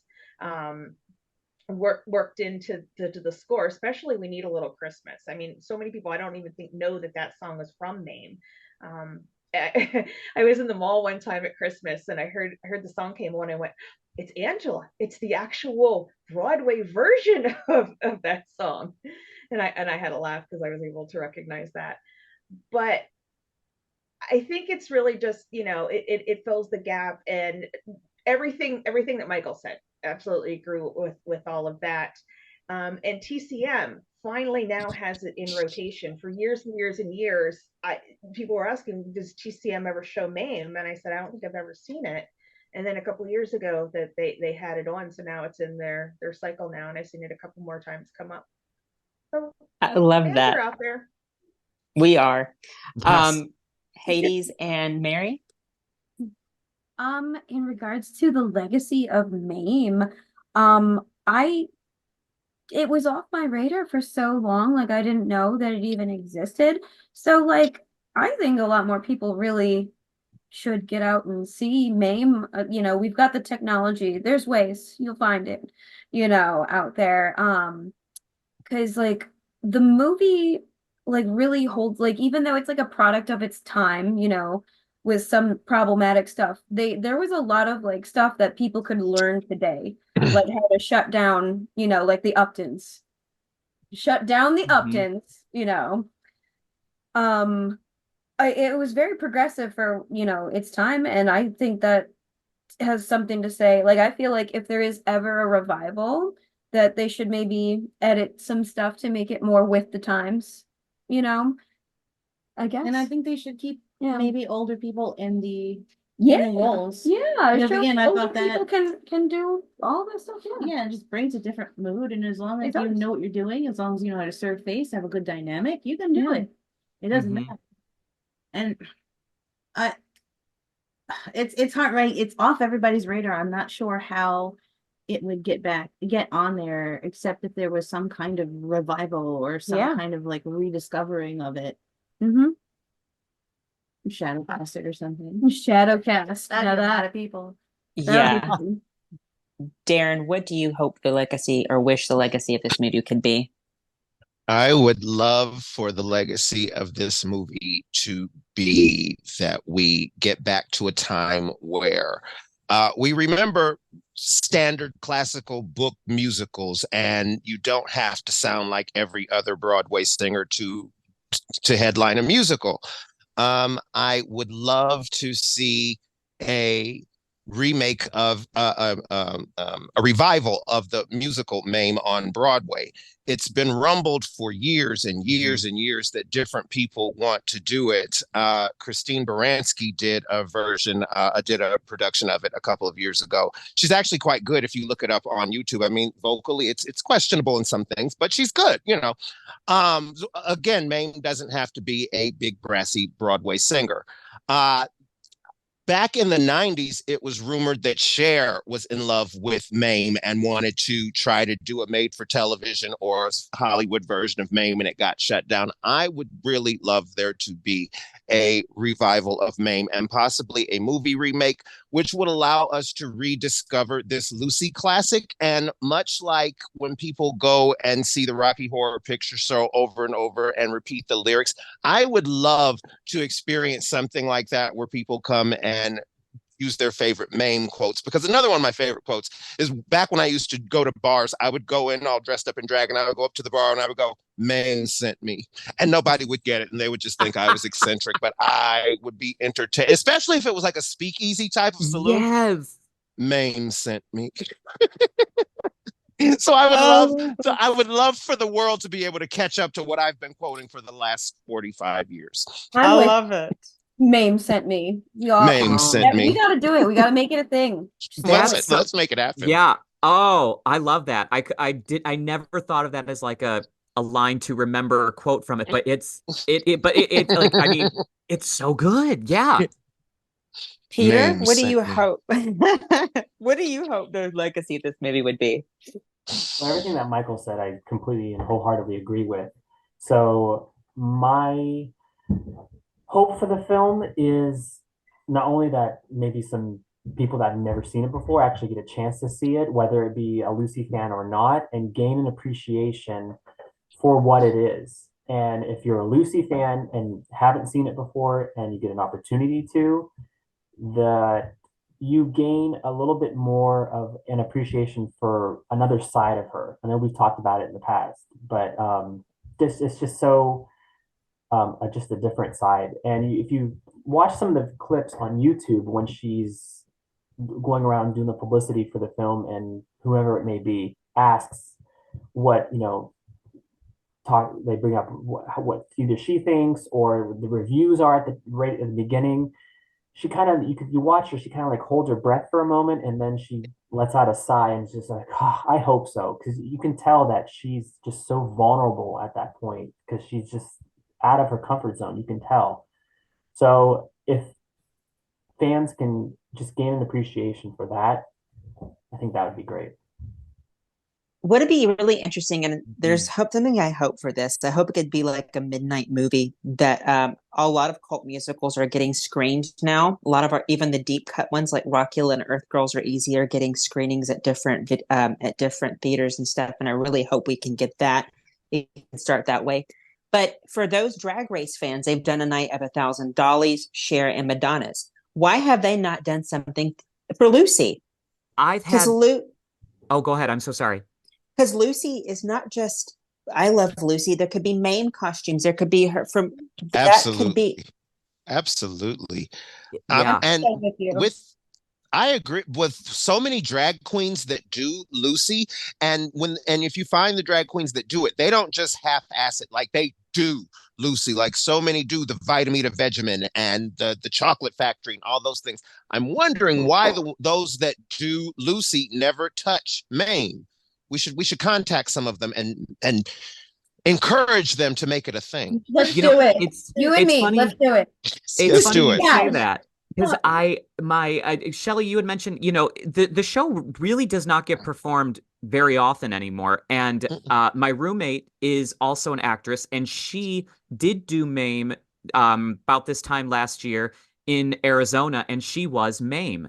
And she said, because the show is, it is different than the movie, that she it was the most challenging thing she's done in her career because you are literally Mame, the character, is literally on stage almost the entire thing. There are very few points in the original production when Mame is off stage. And she said it was wonderful, it was exhausting. It's all the things you want, all those challenges that you want in a role, which is why Lucy herself wanted to do this material. It is a challenge. And so I asked her, because you had, we've all mentioned a Mame revival would be fabulous. And so I asked her, because she at least had done the role, I said, who would you think would be a big, because you got to look at it like a box office draw, a business side, but someone who can do it, bring something fresh. And I said, who do you think would make a great Mame and Vera Charles, like that dynamic duo? And she said for Mame, Megan Mullally, and she said for Mhm. Vera Charles, she'd love to see Jinx Monsoon. And I think there's something to that. I think that would be fabulous because Jinx herself has always paid reverence to Lucille Ball and has said she's Mhm. been very inspired by that. And I think Megan Mullally in her own musical theater career, I think she would make a very fun Mame, and the duo of that together, I think that could be like if we had a Mame revival 2025, I could see that selling a theater. I really could. Yeah. And I just wonder why, Drag Race had never honored Lucy in that way because there's so many different Lucy looks, and that could get Yeah. people talking about Mame. It could Yeah. get Yeah. people Yeah. because the gay culture, we've always embraced things that other people have forgotten or don't they consider it bad. We've embraced things that we don't consider it bad. We consider it just flashy and fabulous and campy. And I think it'd be really interesting to see who would show up for a midnight screening. I think you would have diehard Lucy fans. I think you'd have Mhm. drag fans. I think you'd have drag queens. I Yeah. think you'd have a mixture You'd of have Golden Girls everybody. fans. You'd have a lot of, I You mean, it really touches on a lot of different, I mean, Maud fans. They're out there. Oh You my don't, goodness. Yes. Yeah. Yes. Yes. Yes. Yes. Oh my goodness. Now I'm going to throw y'all a curveball, which I usually do every episode. So Uh-oh. we say every cult musical fandom has their own name. So the Rocky Horror fans have their own name. Shock Treatment fans have their own name. For instance, Hedwig and the Angry Inch fans call themselves Headheads. So if you had to name the small little niche cult that followed Mame, this movie in particular, what would you call them? Maniacs. Maniacs. That's good. That's really good. That's quite good. I don't think we can top that one. Well, I, that Maniacs. Maniacs. I That's I good. love like that. That's great. Um, Buy the domain quick. Let's make it a thing. Mamie, I don't know if I could top that. That's like lightning in a bottle right there. That was Fun. so good. Fun. Yeah. Any other I- ideas? I think I'm Universal. Not even sorry. gonna try. I think that's good. Kicking ass out here. Wow. All right. The Maniacs. I love I have a that. confession to make. I am a maniac. Yeah, I love that. I love that. Oh, Mame sent me. But yeah. you know what? I don't think this would be that hard to get a screening because I mean, it's owned by the same production company as, it's owned by Disney now with 20th Oh, Century okay. Fox. So I That's don't true, think I it believe, would, I yeah. don't think it would be that difficult because there's other niche cult musicals that are getting screened. So I huh? What's that, I Shelley? I think the perfect thing for it is a Fathom Events. Mhm. Maybe a Yes. TCM Fathom Events where TCM does a couple movies a year that they screen in theaters, and there are others that use Fathom Events too for screenings. I know there's a lot of Broadway stuff that they have screenings for. I'm like, this isn't hard. Do a Fathom Events screening. Mhm. I think that would be incredible. Oh, that's such a good idea. Because to see it on the big screen is an experience. It pulls you in. It's so good. I agree, and that could reach a wider audience versus a one-off midnight showing. I mean, you could Mhm. still have the midnight showings, all of Grease 2, all Mhm. of Earth Girls Are Easy, but I think Yeah. if it was Fathom events, it could be. I mean, I'm still waiting for a Fathom event for The Wiz. I think that would be really cool as well. Ah, yes. Especially with the So, revival of that would be really great for them to try to capitalize on that. Yeah. so is there any other tidbits or any other observations or any other one-liners you want to throw out before we end this episode on Maine? I have a couple of photos that I'd like to go through. A little Yes, behind the please. scenes Ooh. stuff. Look at them How go. do I advance That Pearson? blues right Then you should be able to just either you can use the keyboard, the arrows to go to the next photo, or Oh, perfect. Thank there you you. go.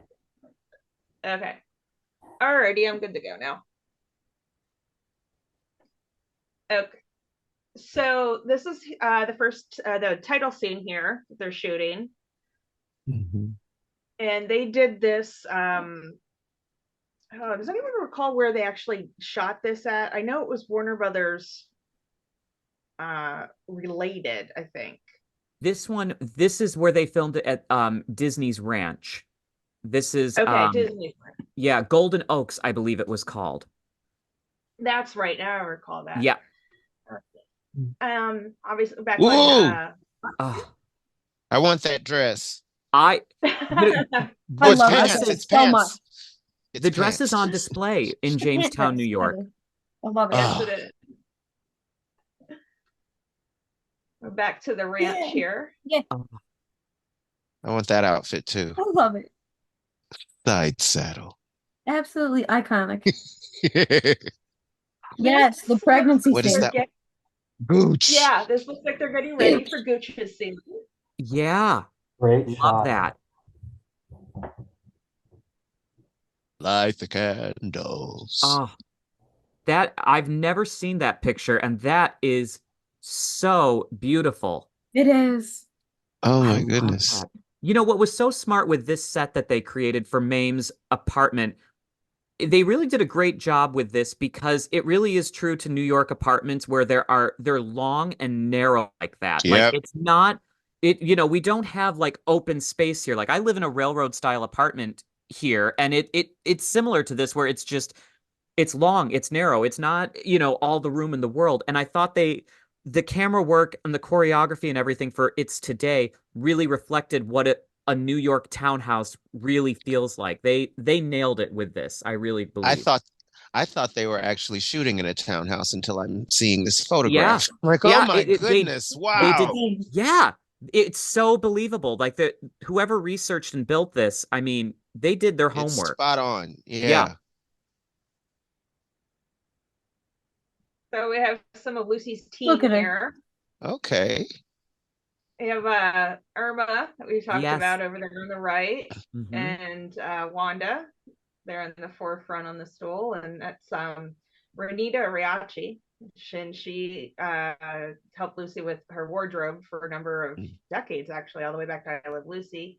And then Lucy's makeup artist, Hal King, there behind her. They I don't know all the details of it, but they sort of had a falling out at some point over this film. And we always have to have some guests on the lot. So here's Lucy with her mother. It's her mother, Dee Dee. Dee Dee was at every episode of I Love Lucy, the Lucy Show, Here's Lucy, and a couple specials that Lucy did. Always in the audience and always bringing her friends. This is Lucy here with her husband, Gary. Mm. I'd love to know what he said to her to make her laugh like that. Yeah. I mean, Oh, how that's regal is gorgeous. this? Isn't that gorgeous? I love it. Yes. Oh,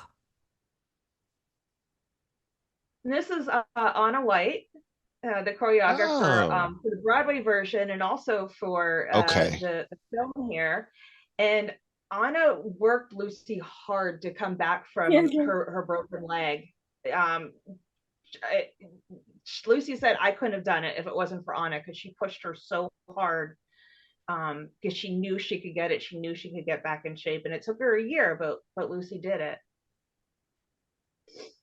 This, I don't know if this is a cut scene or if it was just used for publicity. I know in the stage production there is a scene where Mame is teaching young Patrick to make drinks.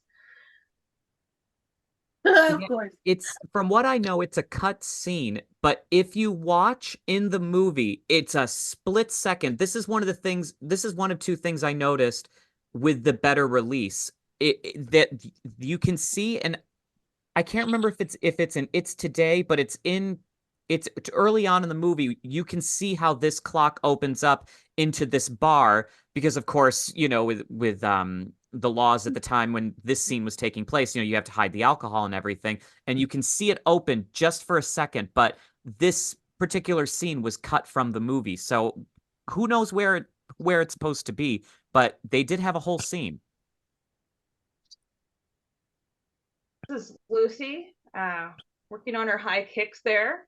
Legs. Gosh. Legs for days. Oh my gosh, look at those.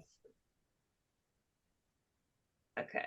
This is another one that I'm not sure if it was a cutscene or Oh. if I'm thinking it should have been probably in the open a new window number. Yep. And That's Yeah, what it I looks don't like. recognize this.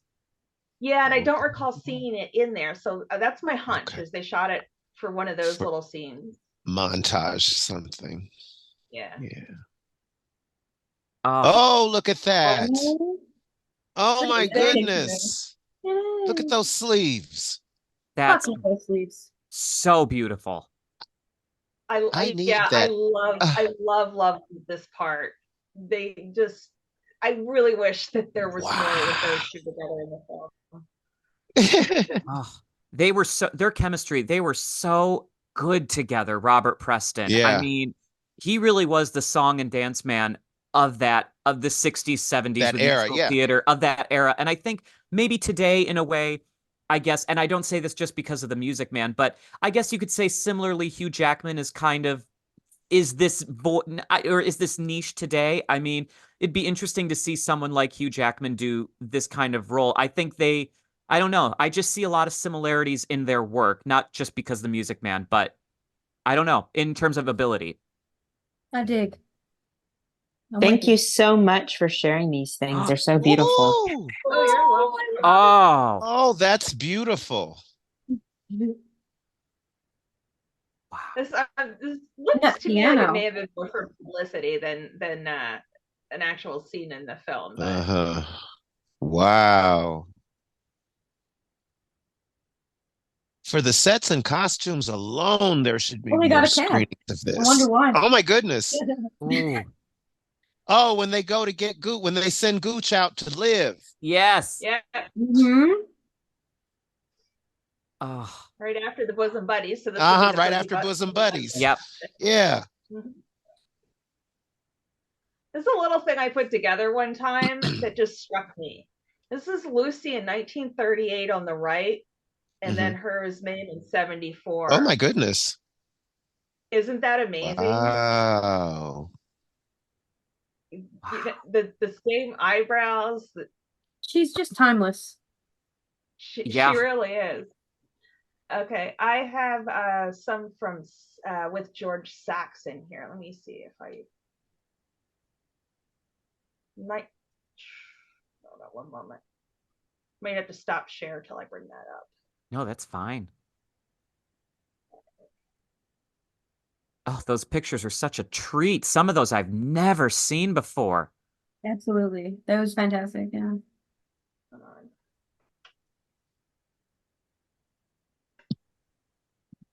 Share screen. So I bring the photo up and then I do share screen? Or how did I do that Yeah. before? Yeah, bring the photo up first and then do the share screen option.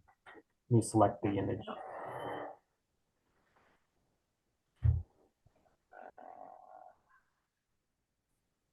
Okay, I'm not seeing share screen.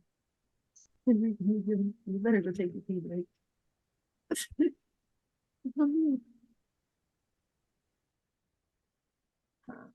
Okay, hold on.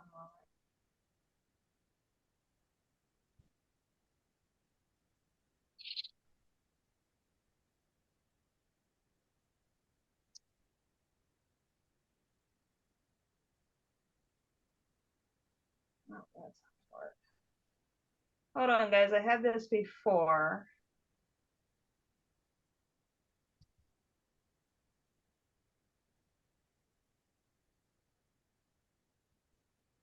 I don't want that to go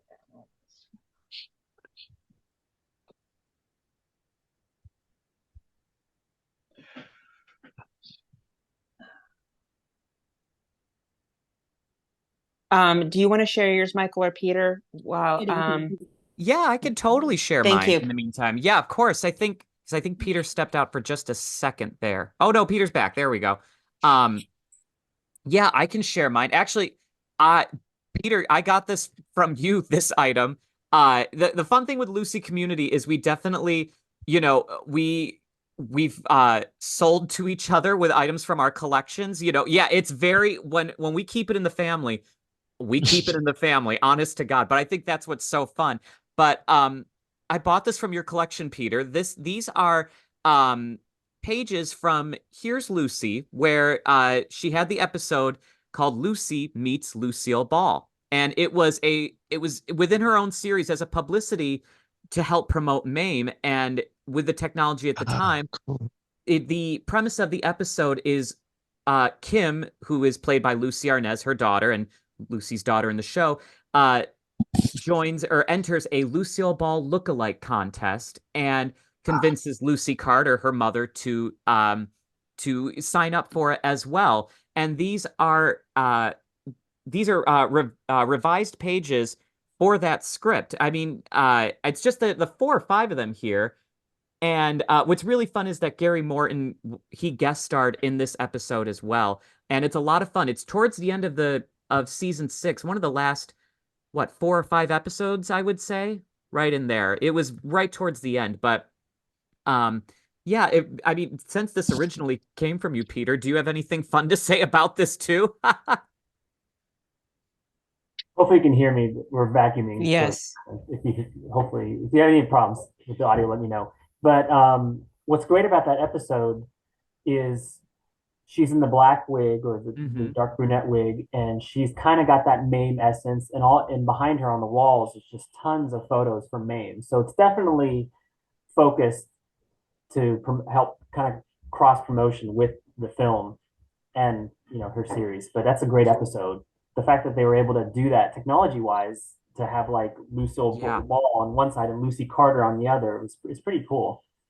It's really cool and really advanced for 1974. I'm sure the episode, Here's Lucy, the whole thing is on DVD, but I'm sure on YouTube there's at least a clip of that moment, I'm sure. So definitely check that out. And then I had showed you the call sheet earlier. I actually purchased this her from a woman. Her mother, her career was being a school teacher for Hollywood kids when they would film, their movies or TV shows. So and I can't remember the woman's name off the top of my head, but the daughter, she was like, I don't want any of this anymore. So she sold all of her mother's effects that she collected through her years as a studio teacher. And so she was Kirby Furlong's teacher on set, her mother. So this came from her collection. So, but as I showed before, this studio sheet, which is really cool and just has, a lot of fun information, including a lot of the names of all the dancers from the movie, because, of that time, they weren't always credited, nowadays you would see the names of everybody, but it's fun just to see who was in this movie. This is also from the movie as well.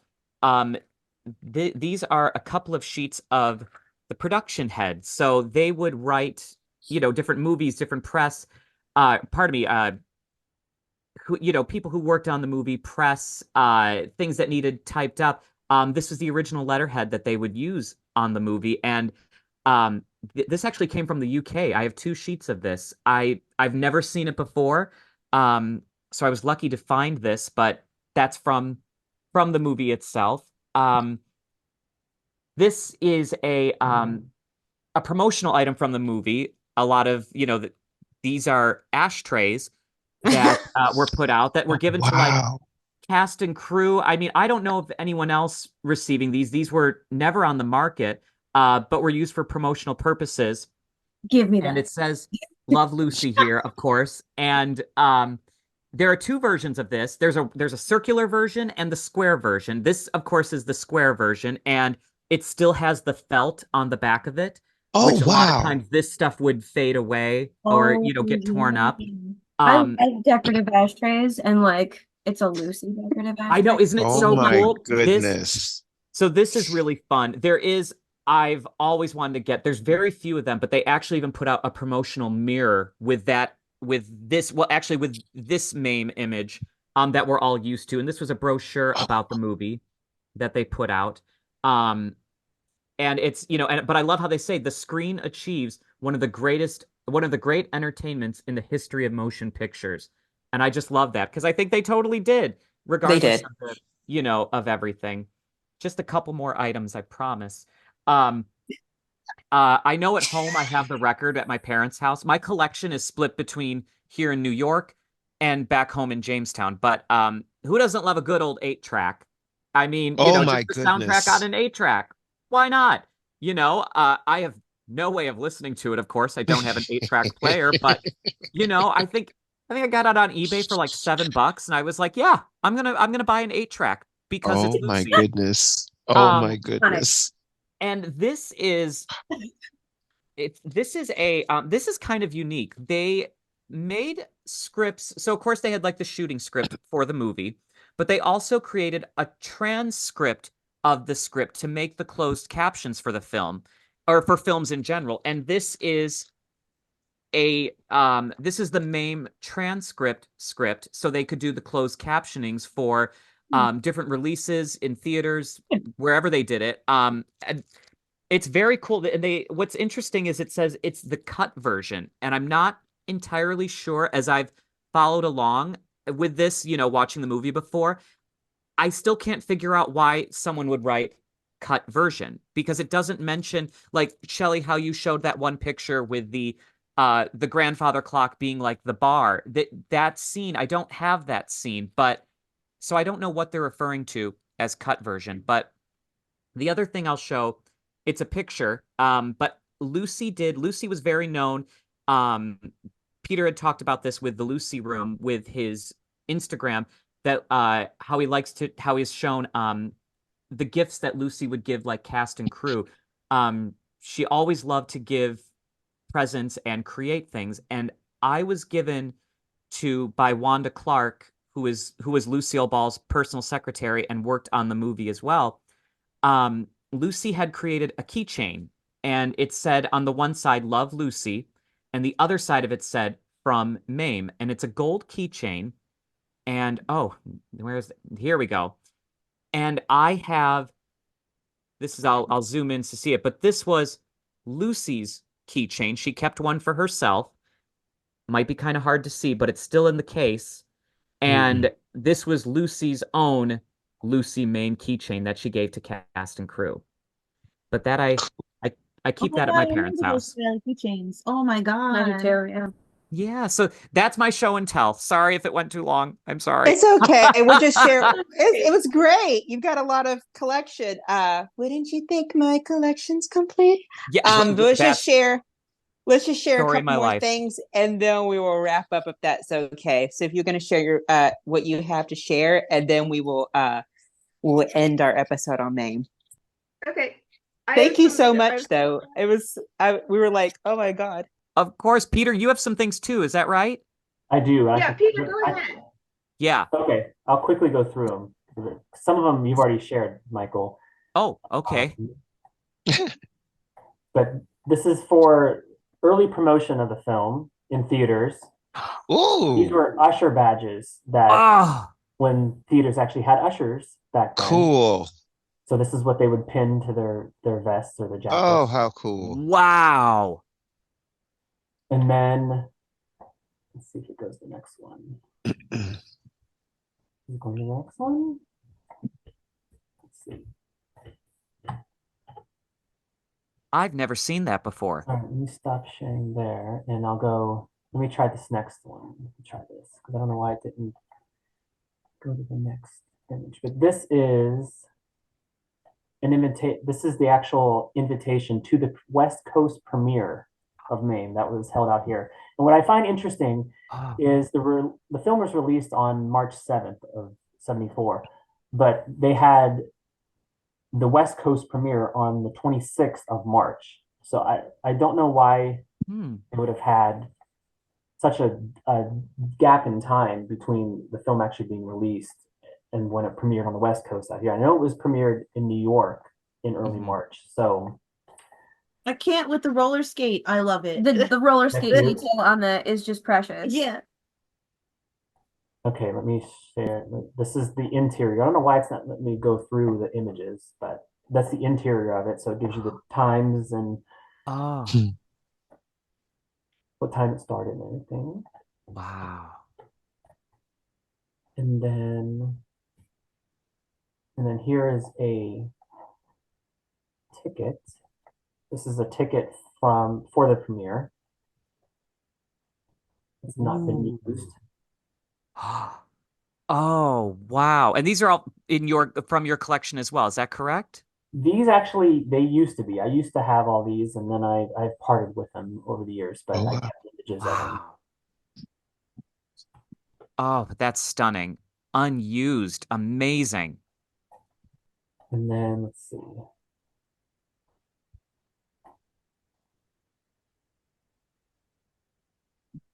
There's the keychain you talked about, Yes. the close-up of it.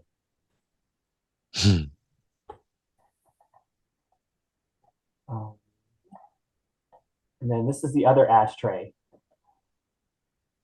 Can you guys see that? No, not No. yet. I don't know why it's not letting me.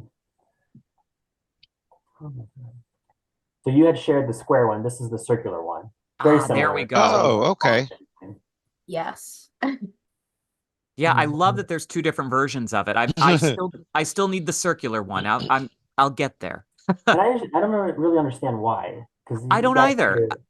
Like of all things, why they would make two versions of that for some reason. I don't know.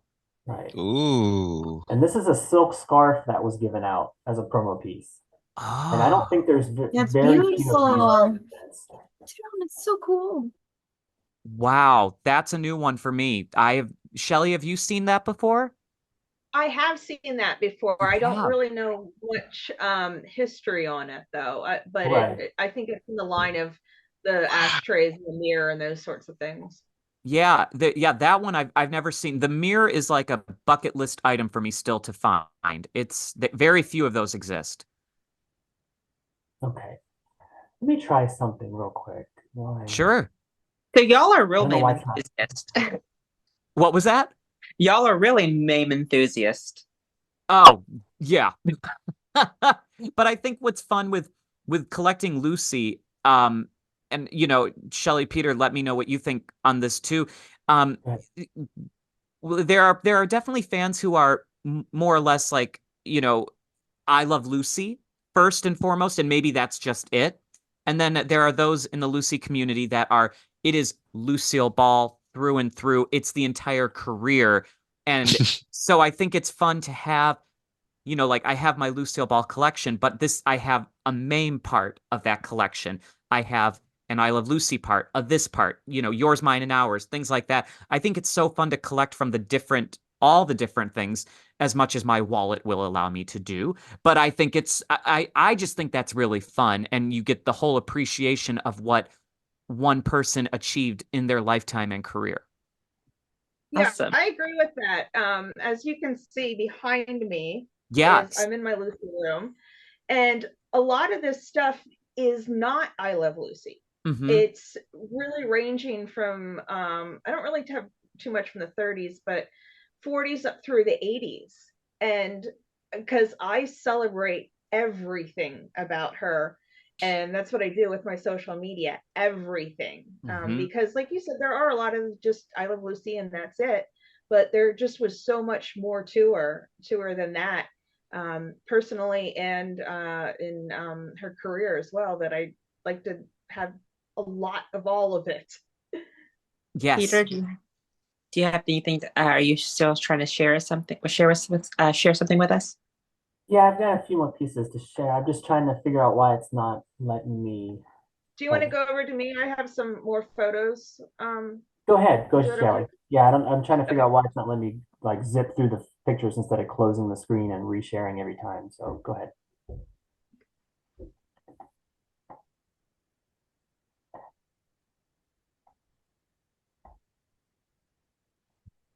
Okay, so this is the Cinerama Dome, and this is where the premiere was held in Los Angeles.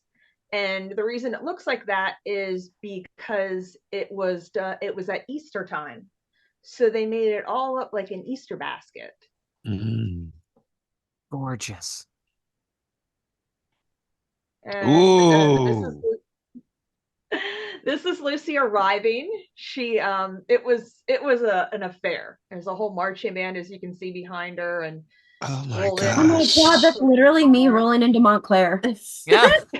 Oh goodness. Oh my goodness, that coat. The coat, yeah. That's her Oh. husband Gary there, husband and purse holder. I know. I love that.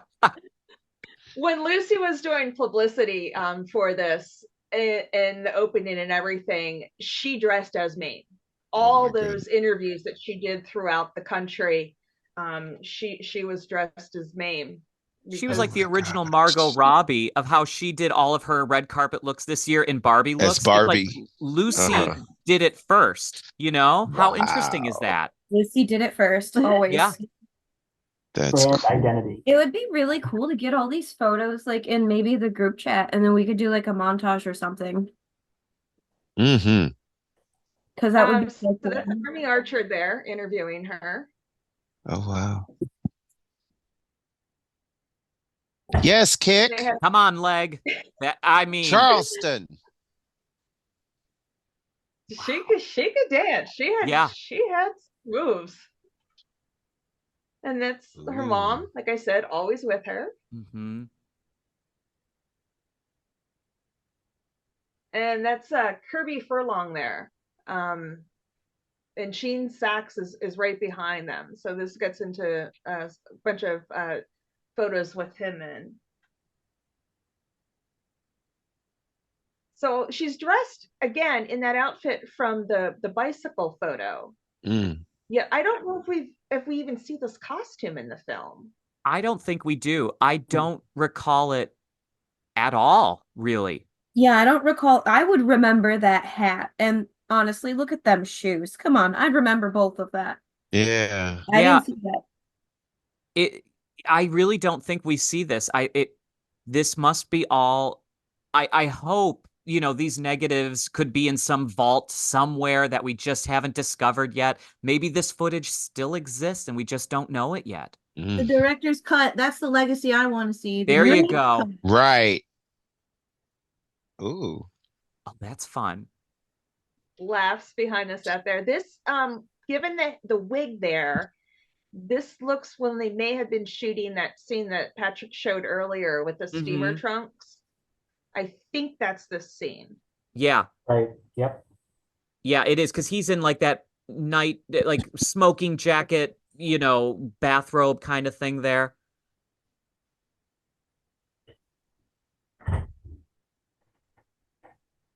So this would be when they were, I think, probably doing the Christmas song, I think.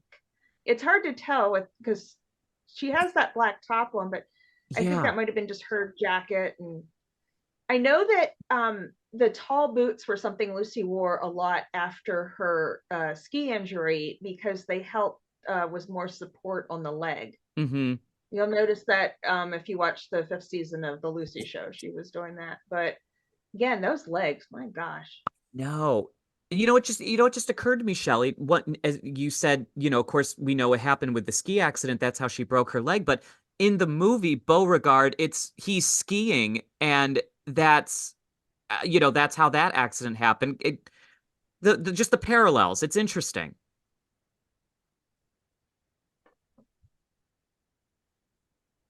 So that's the Bosom Buddies number. Yes, the Bosom Buddies. That's my Oh, it's favorite good. song, I think. Oh, I think that's one thing we didn't touch on. What was your favorite song? Bosom Buddies is my favorite song. Done. oh Yeah, yeah. because I wanted to end with that before we wrap up.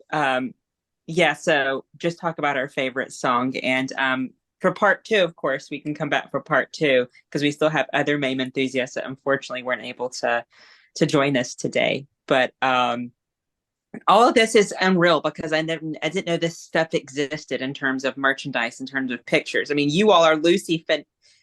What is the term you said for Mame fans? Maniacs. Maniacs. Maniacs. So you are legit maniacs. I And guess it's we great. are. Well, no, because I didn't know. I thought it came and went. I didn't know there was merchandise. I didn't know there was press stuff. And it's great to see it because it shows that you have a deeper appreciation for it on a completely different level. Mm-hmm. And it's great. It's very surreal to see it because the way that you all have merchandise in these things, it's as if this movie was a huge blockbuster. And so it's very endearing, and I really appreciate the passion and the love that y'all put into collecting this stuff. I know it's just old hat for you all, but it's astounding to us that people actually love this movie and love Lucy to the extent that you all. Peter, did you have anything to share before we wrap up? Yeah, I'll share a couple things real quickly. Yay, it's working. Kind of. I have to like toggle through. So this is Oh my you gosh. may recognize this costume, Yes. and this is something that is in my collection. Is that Wow. it's my nightgown every night? That's what I wear to bed every night. Right, don't we all? So this is currently in your collection. It is, yes. Clearly. Oh, And wow. what's interesting is she wears it in the Loving You scene for maybe 30 seconds or less. But what's great about it is she wears it a lot in the publicity for the film, like the press conferences. She wears it. So here's a publicity shot of her in the film wearing it. But so I find it interesting wow. that she, utilizes it more in those press conferences and everything. It's And so stunning. She had the costume designer I read, Theodora, her budget was $300,000 for the costumes, for Lucy's costumes, not the rest, but I read in researching she had $300,000 to make these costumes, and boy howdy, she used every cent because they are stunning. Yeah, that's so much money for back then too. Like It is. That's a lot of money for back then. Unreal. you may recognize Ooh. these. Now, these are not my collection, but yes, this is the earrings from It's Today. They were made by a company called Joseph of Hollywood. And Joseph did a lot of the jewelry that pretty much in every film from the 40s, 50s, 60s, and obviously into the 70s. They were known for the way they created the jewelry where it wasn't as reflective on screen or on camera. So it still had the glistening and sparklingness that it needed, but it wasn't like overly reflective in the lights. So Joseph made the jewelry for the film, and these are the earrings. And then Huh. the Maltese cross necklace that she wore with those. Yes. And then let's see. The last couple things I will share is Shelly had showed a couple pictures from the premiere with her mom, Dee Dee. And the ring that's on her index finger, you can kind of, if you zoom in a little bit, on her, where she's holding the Oh, cigarette, yes. is this ring right here. That's the ring. It's actually made out of elastic. It's pretty much just a cluster of little rhinestones all balled together on a elastic band. So, No kid. I mean, that's like the epitome of costume jewelry right there, is just that description. How interesting. right. And that's it. That's all I can. Thank y'all so much for sharing all this. I didn't know all this existed.